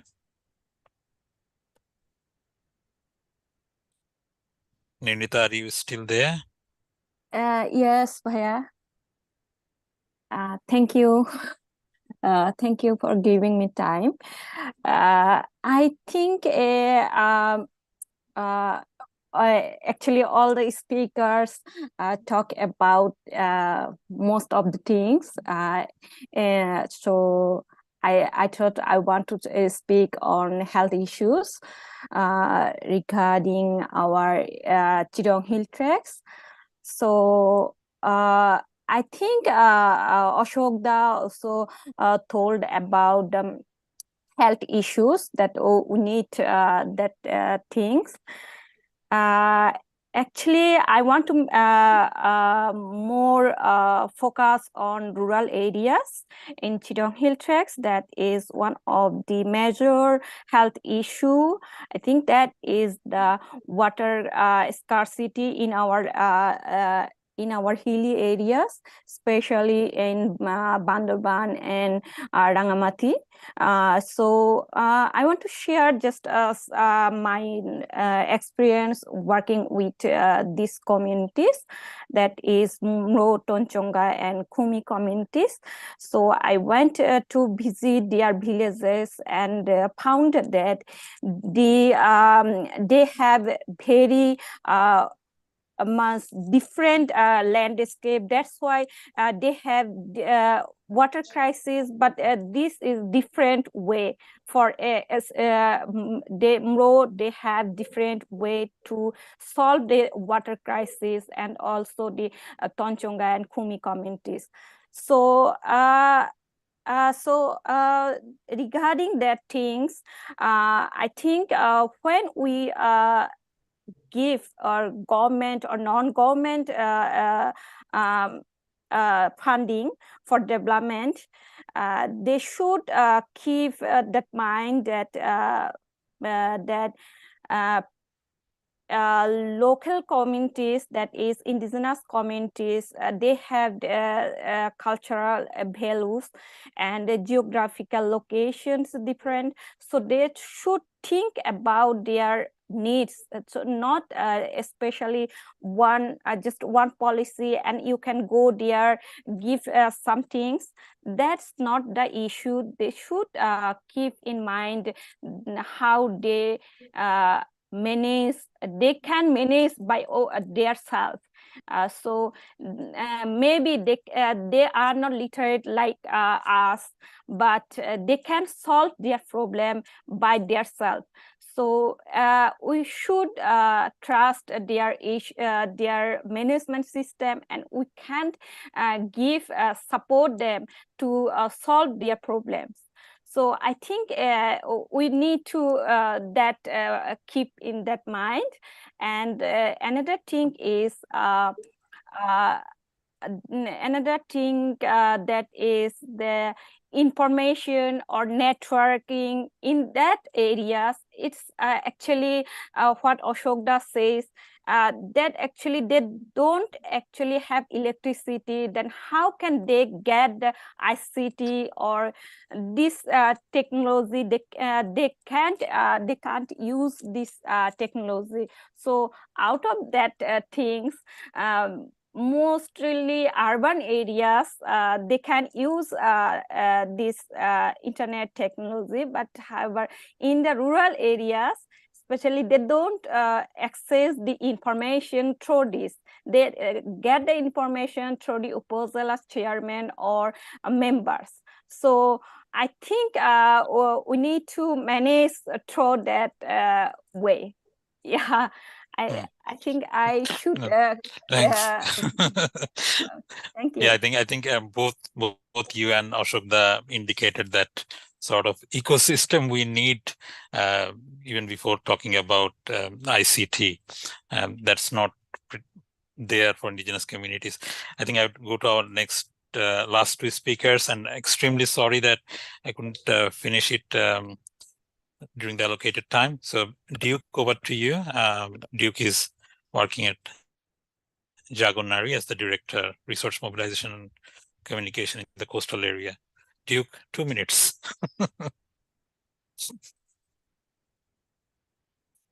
We can't hear you, Duke. You need to unmute yourself. Okay. Yes. Sorry. Thank you. I will try my best to cover within the time. So I'm basically focusing on the 2 points. Basically, the Chanchandi already said about the Rakhine community. Basically, this is the last indigenous community that are exist in coastal part of Bangladesh, especially in the central coastal part of Bangladesh. So basically, this region is mostly vulnerable for the climate change and especially the disaster like cyclone. So definitely, the technology basically is very crucial for them, because if we talk about the preparedness, and the response. So definitely early warning is also crucial for them. So if while we say that the lack of the technology, lack of the information, so definitely if we can provide them for an inclusive or right information on their own language, so definitely I strongly believe that the preparedness for the disaster response will be more enhanced, and early warning system will be more strengthening. So another point is that the livelihood. Basically, economic empowerment through technology-driven initiative is essential. Community information can support to development, e-commerce platform, market access, and skill development program for unique need of the Rakhine community. So basically, here mostly in the Rakhine community, they are depend on their livelihood is mostly depend on the agriculture or the natural resources. So definitely we can, I think the time is over, so we can talk later. So definitely I this think point need to focus. exactly. We are losing the audience, I guess. I think last as requested, Abuzamala, who is a member of Nari Pokho and country representative of Shared Trust in Bangladesh. Thank you, Khalid Bhai and Monash, to engage us in this fruitful and informative discussion. I would not take much time. So as many of you know that Bangladesh is most climate vulnerable countries in the world. And and we are having like many rapid onset, slow onset across the country, even though the indigenous community of Bangladesh, they are they suffer the greatest due to limited access to the information. So I would like to raise this issue that where we need more emphasis, because for example, the early warning for disaster response is very crucial, and lack of weather-related information or information related to agriculture are impacting, like due to lack of the information, are impacting their livelihood, and as a result of the food insecurity and then water scarcity that other discussion has also raised. So understanding the information need of indigenous communities is very crucial, what we have explored within this discussion. To access this, engaging directly with the community members through cultural sensitive method, respecting their oral tradition and collaborating with local leaders would be like bring more valuable insight. So as we know that from localization point of view, it is very crucial to engage a local community to like recognizing their knowledge and capacity. Frontline knowledge and capacity is very crucial, and in this way we should acknowledge the fact that indigenous community is not homogeneous. So this intersectional analysis from the development practitioners is also very important. As we follow that the feminist principle says that nothing about us without us. So when we are planning for any intervention to improve the access to the information of the community, indigenous community, it's very crucial to address. So identifying those barriers, as other discussants also mentioned, that language differences, limited technology accesses, or cultural nuisance is very important. Promoting the use of appropriate technologies and providing tailored training can enhance the information accessibility. So I would say that many of us often like take many intervention to improve the accessibility of the information. So while doing so, it is very also important to acknowledge the safeguarding of the or digital security of the community, because there are evidence where we have seen that digital technology and misleading information were being used for like creating violence or nuisance in the community. So while we are having this discussion to improve the access, it is also very crucial to think about their safeguarding as a whole. So over to Khalid Bhai. Thanks, Mala. With this, I'm not saying we are concluding the session, but we really need to take the coffee break now. But those who want to still discuss, I would request our discussants, if you can still be here for another 10-15 minutes, and those who are in Prato, they can bring their coffee, and then we can still be here for next few minutes to have discussion. Because otherwise Larry would kill me. He's giving me warning continuously. So thanks again, and sorry for the long discussion. I guess we got a lot of information. Yes, thank you very much. And Larry just said, grab the coffee, come back in if you can, and we'll continue this very, very important, essential conversation as we think through what we're doing with this as we consider our future as community informaticists. Who wants a coffee? Who wants coffee? I'll take coffee.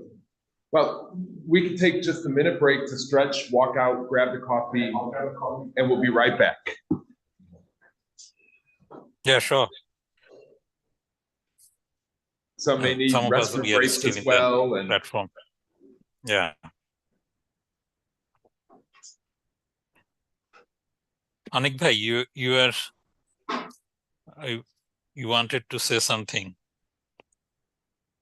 Do you want to say now, or when people are coming back to the room? Hello, Khalid bhai. Yes, Anik bhai. You can also just share with them. My point was that we were discussing about the community-based informative system. What is the the opportunity? What is the problem? What is the challenges? But people who we are in Bangladesh, we have the perspective, So here the political system is so strong, you can ignore the political system. You can ignore the societal structure. So that's why we are much more focusing on the system rather than using the ICT-based technology. So that was my point. So there are many examples, the ID card, identity card in Bangladesh. In the indigenous community, my experience is that when they are going to make it, the local authority, they are saying, don't put their family name. You know why? If you put your family name, you will be treated as indigenous community people and you will not get the benefit. So at this point, when you are being questioned regarding your identity, you see, and your dignity, how a people can proceed for the secondary things like ICT-based intervention of the technology. That was my point. So definitely the people from the other side of the world, it's very difficult for them to grab the reality, what we are facing in Bangladesh. That was my point. Thank you. Yeah. Actually, this is Martin Walski. I remained here because I found a moment to slip away a few minutes ago. But I think to your point, Amik Assad, your statement is, I think, coming home very clear to us that we need to be a network of people for whom we need to be loose and agile. We need to come into the local place. We need to start by first coming to acknowledge what you bring to the table, to respectfully listen and appreciate what you're bringing, to come to understand your context, and then to bring with us a tool belt of possibilities in which we respond to what you are needing in that immediate space for that immediate group of indigenous peoples that's relevant to them. Is that an accurate understanding of what you're bringing forward? Mm-hmm.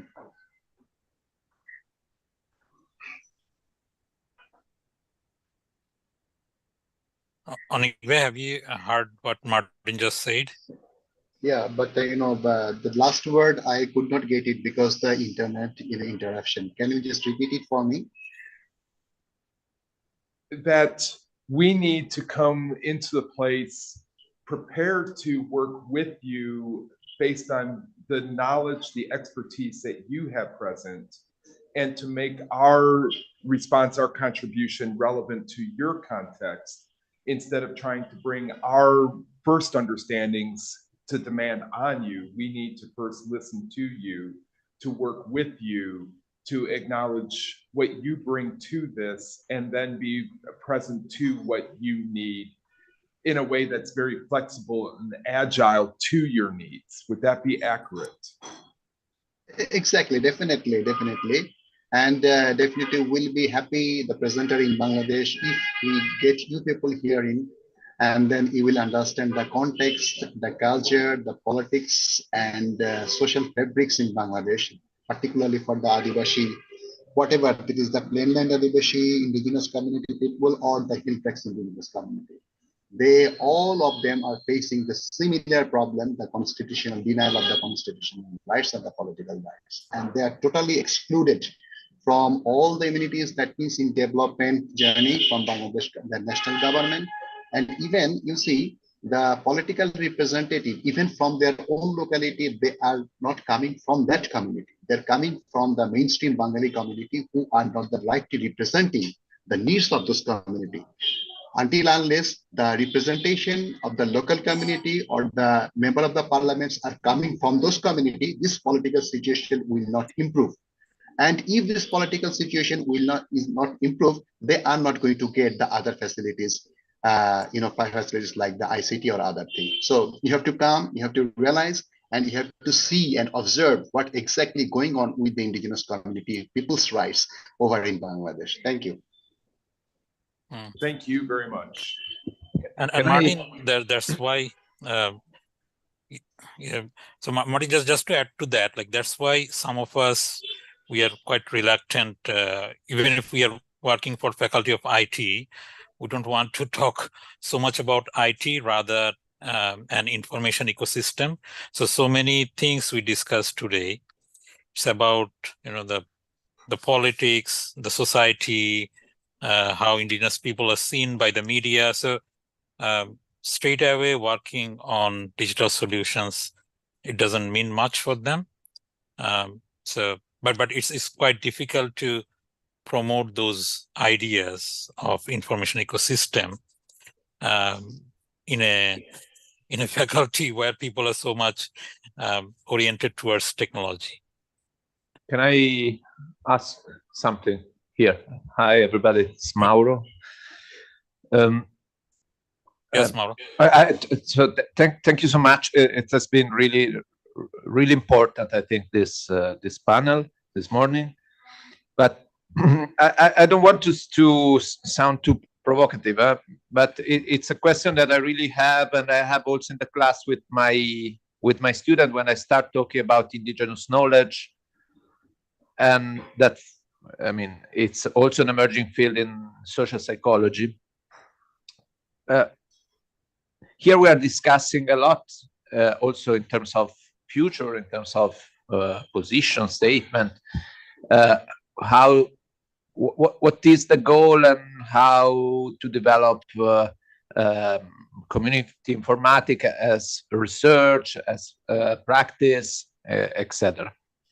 Now, the feeling that I have is that somehow talking about indigenous communities, we risk always to do what, at least in Italy, is called Orientalism. So we look at interesting communities who are in danger, who have problems, and we try to support them as much as possible. Okay.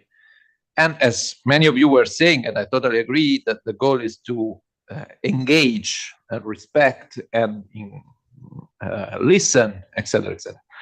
But I would like also to ask you a different question. So how can indigenous knowledge, indigenous communities contribute to the overall discussion? So rather than for us, let's say, now repeating this us and them, us bringing technology or us making advocacy, which is important. I'm not saying it's not important, even external advocacy. If we have to build an inclusive research network of practitioners, for example, what will be your, in a certain sense, your interest? What would you like to read? What would you like to write? What kind of message would you like to circulate through this network? It's kind of, I don't know if I'm able to express, but I would like also to reverse the request. So what would you like to give us?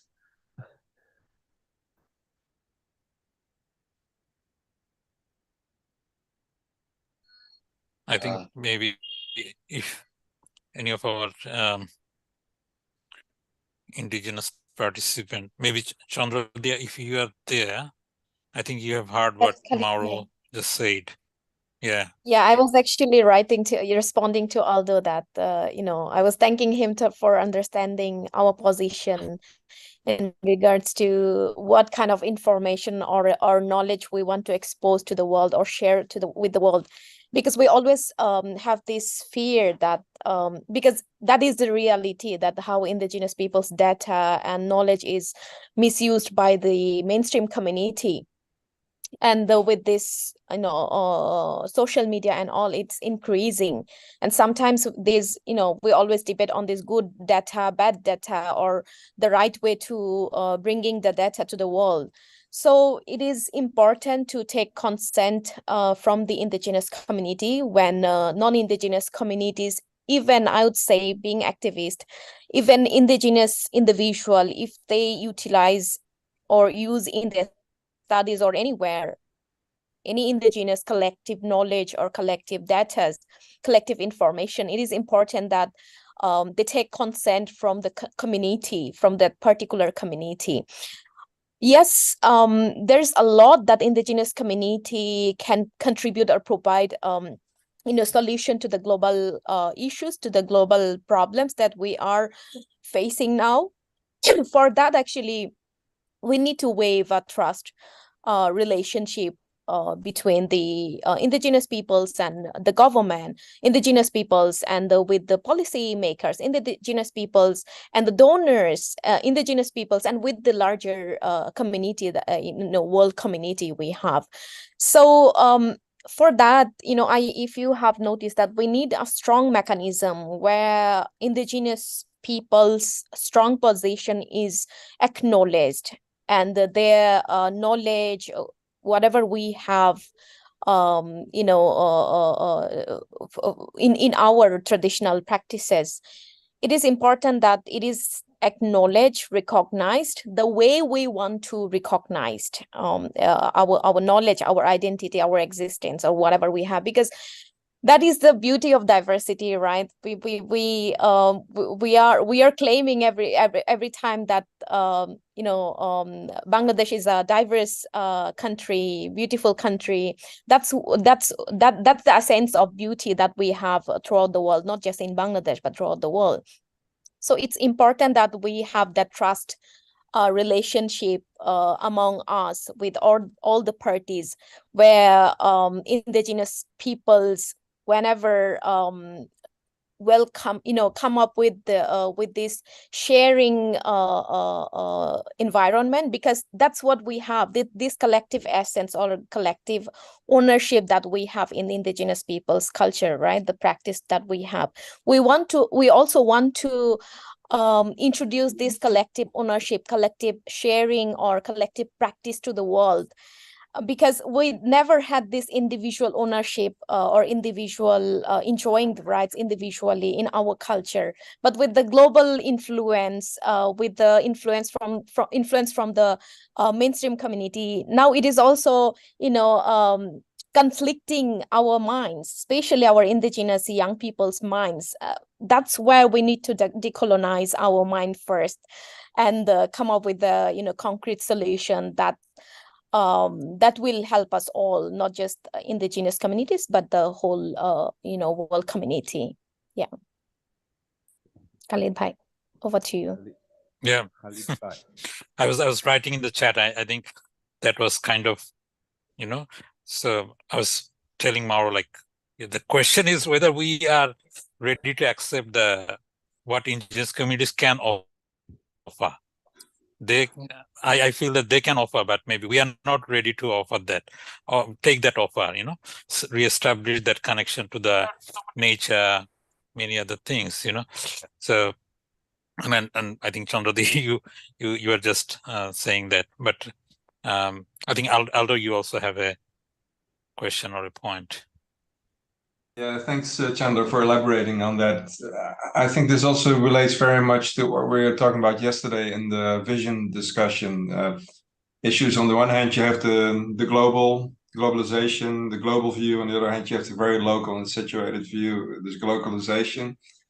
And actually, I think one topic which may also be part of maybe our vision discussion, but maybe it may be a theme some year for our conference, is the community boundaries, because boundaries are so important on the one hand to protect your knowledge, to build your identity.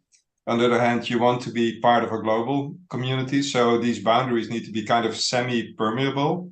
What does that even mean? How does that translate to ICTs, to systems design, to wise use of social media rather than the current kind of totally extractive and all over the place, literally destructive social media that's just basically blazing a trail of destruction, everything it touches, looking at Twitter, for example. So boundaries as semi-permeable boundaries, what does that mean? How could we give that kind of concrete hooks for our kind of analysis and design and practices? That's just a thought. Yeah. Can I? Ashokda? Okay, thank you. Just to add a few words with Chandra. She already talked about the indigenous knowledge and the mechanism, for community mechanism or community protocols. Anyway, just I wanted to add about indigenous knowledge, especially related to traditional medicine, traditional traditional healers.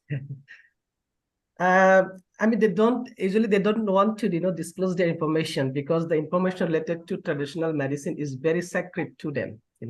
So they don't give information to everybody, but they selectively disclose those information. So that's also very important. I mean, to get consent from the traditional healers, and also related to indigenous knowledge, that is actually community knowledge.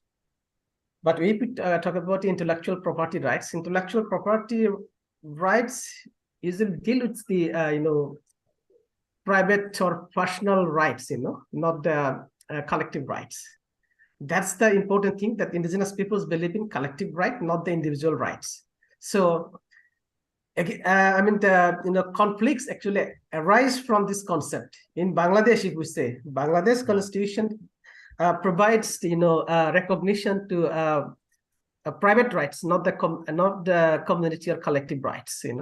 So indigenous peoples believe in collective rights. So collective rights should be recognized in different policies or mechanisms. That's it. Yeah.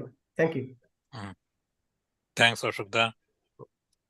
Larry, do you want to say anything, or you want to close the session? No, I just have a specific suggestion or an opportunity. Look, through CIRN, and it's absolutely fantastic that you've organised this session, which has a lot of impact on us. In terms of follow-up, I'm thinking in terms of Monash's role in this. I've mentioned a few times that Monash has this major AI summit. I think for all the talk they have, I think it's absolutely necessary at the next summit that Monash has to have a representative of this group there to absolutely lay out quite clearly what Indigenous collective rights are, data sovereignty, and all those things mean. They're kind of talking about these things, but it's all basically white colonizing faces. And I think we actually need a commitment from Monash towards taking these things seriously, and for CIRN to suggest that to Monash, and for us and you to take that through our own faculty initiatives. So that's just a suggestion, but I think it could have a profound impact. That's all. Yeah. And I just want to add to that, with the School of Information Sciences at Illinois, it needs to be the same for us. That this statement has to come to us, especially we're getting ready to hire a community informatics faculty member. We've got to get this right, and it needs to be stated this month as we just start that process. So thank you for all of what you've been contributing, each of you. Thank you. Yeah, it's just so important. I just want to add one more thing, and I really like the questions of Mauro because it's a guiding question. So I think that questions will guide us to offer them what actually we can do for them. So I took some notes while preparing the answering your question. So I thought maybe the main thing is like what they want to achieve. So if we see this answer from their perspective, we can see that they actually want leadership, empowerment, and also acknowledgement of their rights. The last person, Ashok, that he said about collective rights. I was talking about the social aspects within the community. So if we see now what we can offer and the common point or the bridge of what they want to achieve and what we can offer. So the bridge is actually information. And if we see information from a resource context, it's a knowledge. So they want knowledge from different sources. And also we can maybe play a role there. So they not only want knowledge, but also they want the accountability from the preservation perspective, because they also think that preservation is not there. They want to preserve their language, culture, agricultural technique. So they also feel that if they have this preservation and if they have the excess of this storage, then they can use it, they can practice it.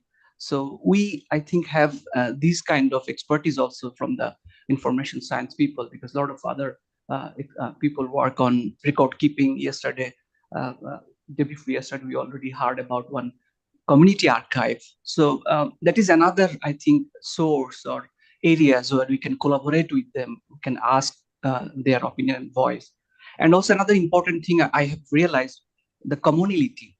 Because although we have heard from India and Bangladesh, but the common thing is actually the remote areas, the infrastructure problem, low literacy. Because it is only 1 year, my experience in Australia, but I have seen that Australia has a great attention to the indigenous community.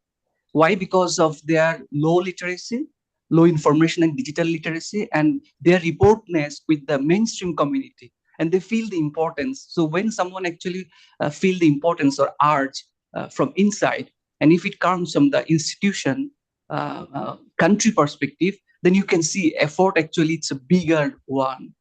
So I think if we see the community perspective and if we actually align with their needs and their preferences, and we think that we have the capacity to support them through the lens of the information, to create the knowledge, to improve the channel, and also to support them to preserve their information and knowledge, and also use this within our academia, we can actually see well-being is happening through in a collective way, collaborative way, practitioner, academician, and the real community actually collaboratively working to create the harmony and well-being. So I really like your questions, because that is actually guiding to design our vision also, like what we can actually offer, not only the indigenous community, but also all the thriving communities who has limitations, either from the infrastructure perspective or from the literacy perspective. Yeah.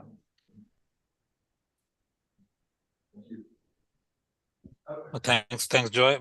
Larry, one last point, like what you just mentioned. So based on today's discussion, I'm going to lead a write-up, maybe kind of a commentary, and I would share that with all of you for your contribution. And we would like to share that obviously at Monash, or we want to publish that somewhere, but we can take that decision later. But based on today's discussion, I would lead a write-up. And then obviously from our lab, we would continue this discussion. And as maybe some of you know, we are targeting one major donor to start closely working with indigenous communities in the developing countries. So hopefully this agenda would be a standing agenda of future CERN conferences if we all want to do that. So thank you again for being part of the discussion. Khalida, I have shared some point to you in your WhatsApp. Sure, Dada. Thank you. I have already shared some point regarding this discussion today. So in your WhatsApp group, you can go to it. It may be incorporated in the report. And I personally welcome all of you. If you can get a chance, please come to India and this part of India, Northeastern region. So welcome all of you anytime. Thank you. Definitely.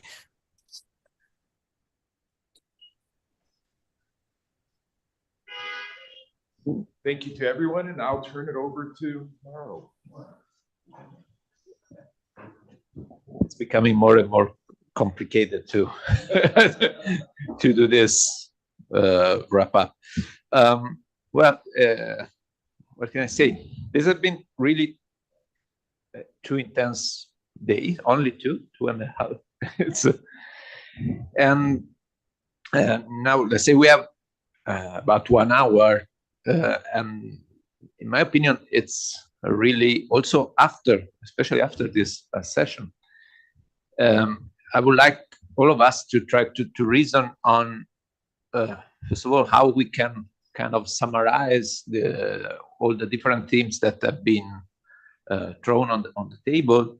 And also, I think that it would be important, in a certain sense, to move from such a high level of discussion also to some more practical and concrete themes, because in these days we have been talking about a lot of key concepts, approach, inclusivity, information, education, empowerment, communication, keywords that we want to be at the core of the community. I would not say of the different communities, of the communities that we are thinking about, especially looking at the future. But on a concrete level, in a certain sense, we have also to, for example, discuss or at least share, I'm not saying that we are going to solve it in this hour, an idea about how to transform all of this into a positioning statement or positioning paper or something else. And so it also means to have an idea of, let's say, a kind of timeline. What comes first? What is the first goal? And also in terms of resources, and I'm not talking only of economic resources, but also mainly at this moment of physical resources. So who is doing what, who is taking the lead for the different themes and goals that we set. So if it's possible, because I don't have the connection, if it's possible to start to go back with the great summary that Aldo prepared, that schema that Aldo prepared. And I think we can really take this moment to discuss the classic question: what, how, when, and who. Again, I'm not saying that we have to solve all the point, but at least try to bring this element. When I think about what, it's, in my opinion, the content, the vision, the mission, but also the strategic line that we have been discussing yesterday. So maybe we can take again a few minutes, 10 minutes, just to read them again, especially after this last session, and see if we still think that these are the key point, or we aim to add something else. And then I would like to go to the strategic element, because this is where we have to start discussing what comes first. So, okay, our vision, we were still with a strong, but then we discussed some alternative to strong. and united community informatic field, addressing challenges of the age by engaging empowered, informed, and participative communities. For example, in the last panel, we introduce also some other concept here. For example, justice. I don't remember if we put justice actually in any place in all this discussion.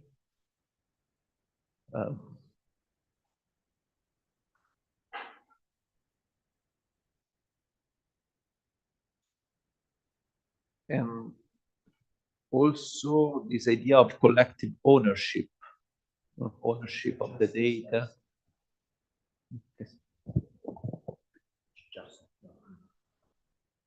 Okay, we have justice in terms of topic, potential to highlight robust, open use, constructive, different trust, data justice, personal motivation. Okay, but do we want to include just any reference to justice in the mission even?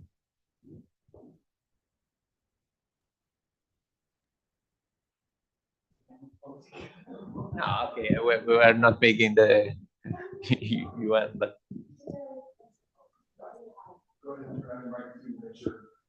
Because we do have, like, I do see what your point, like, is like, it's just a very strong action word.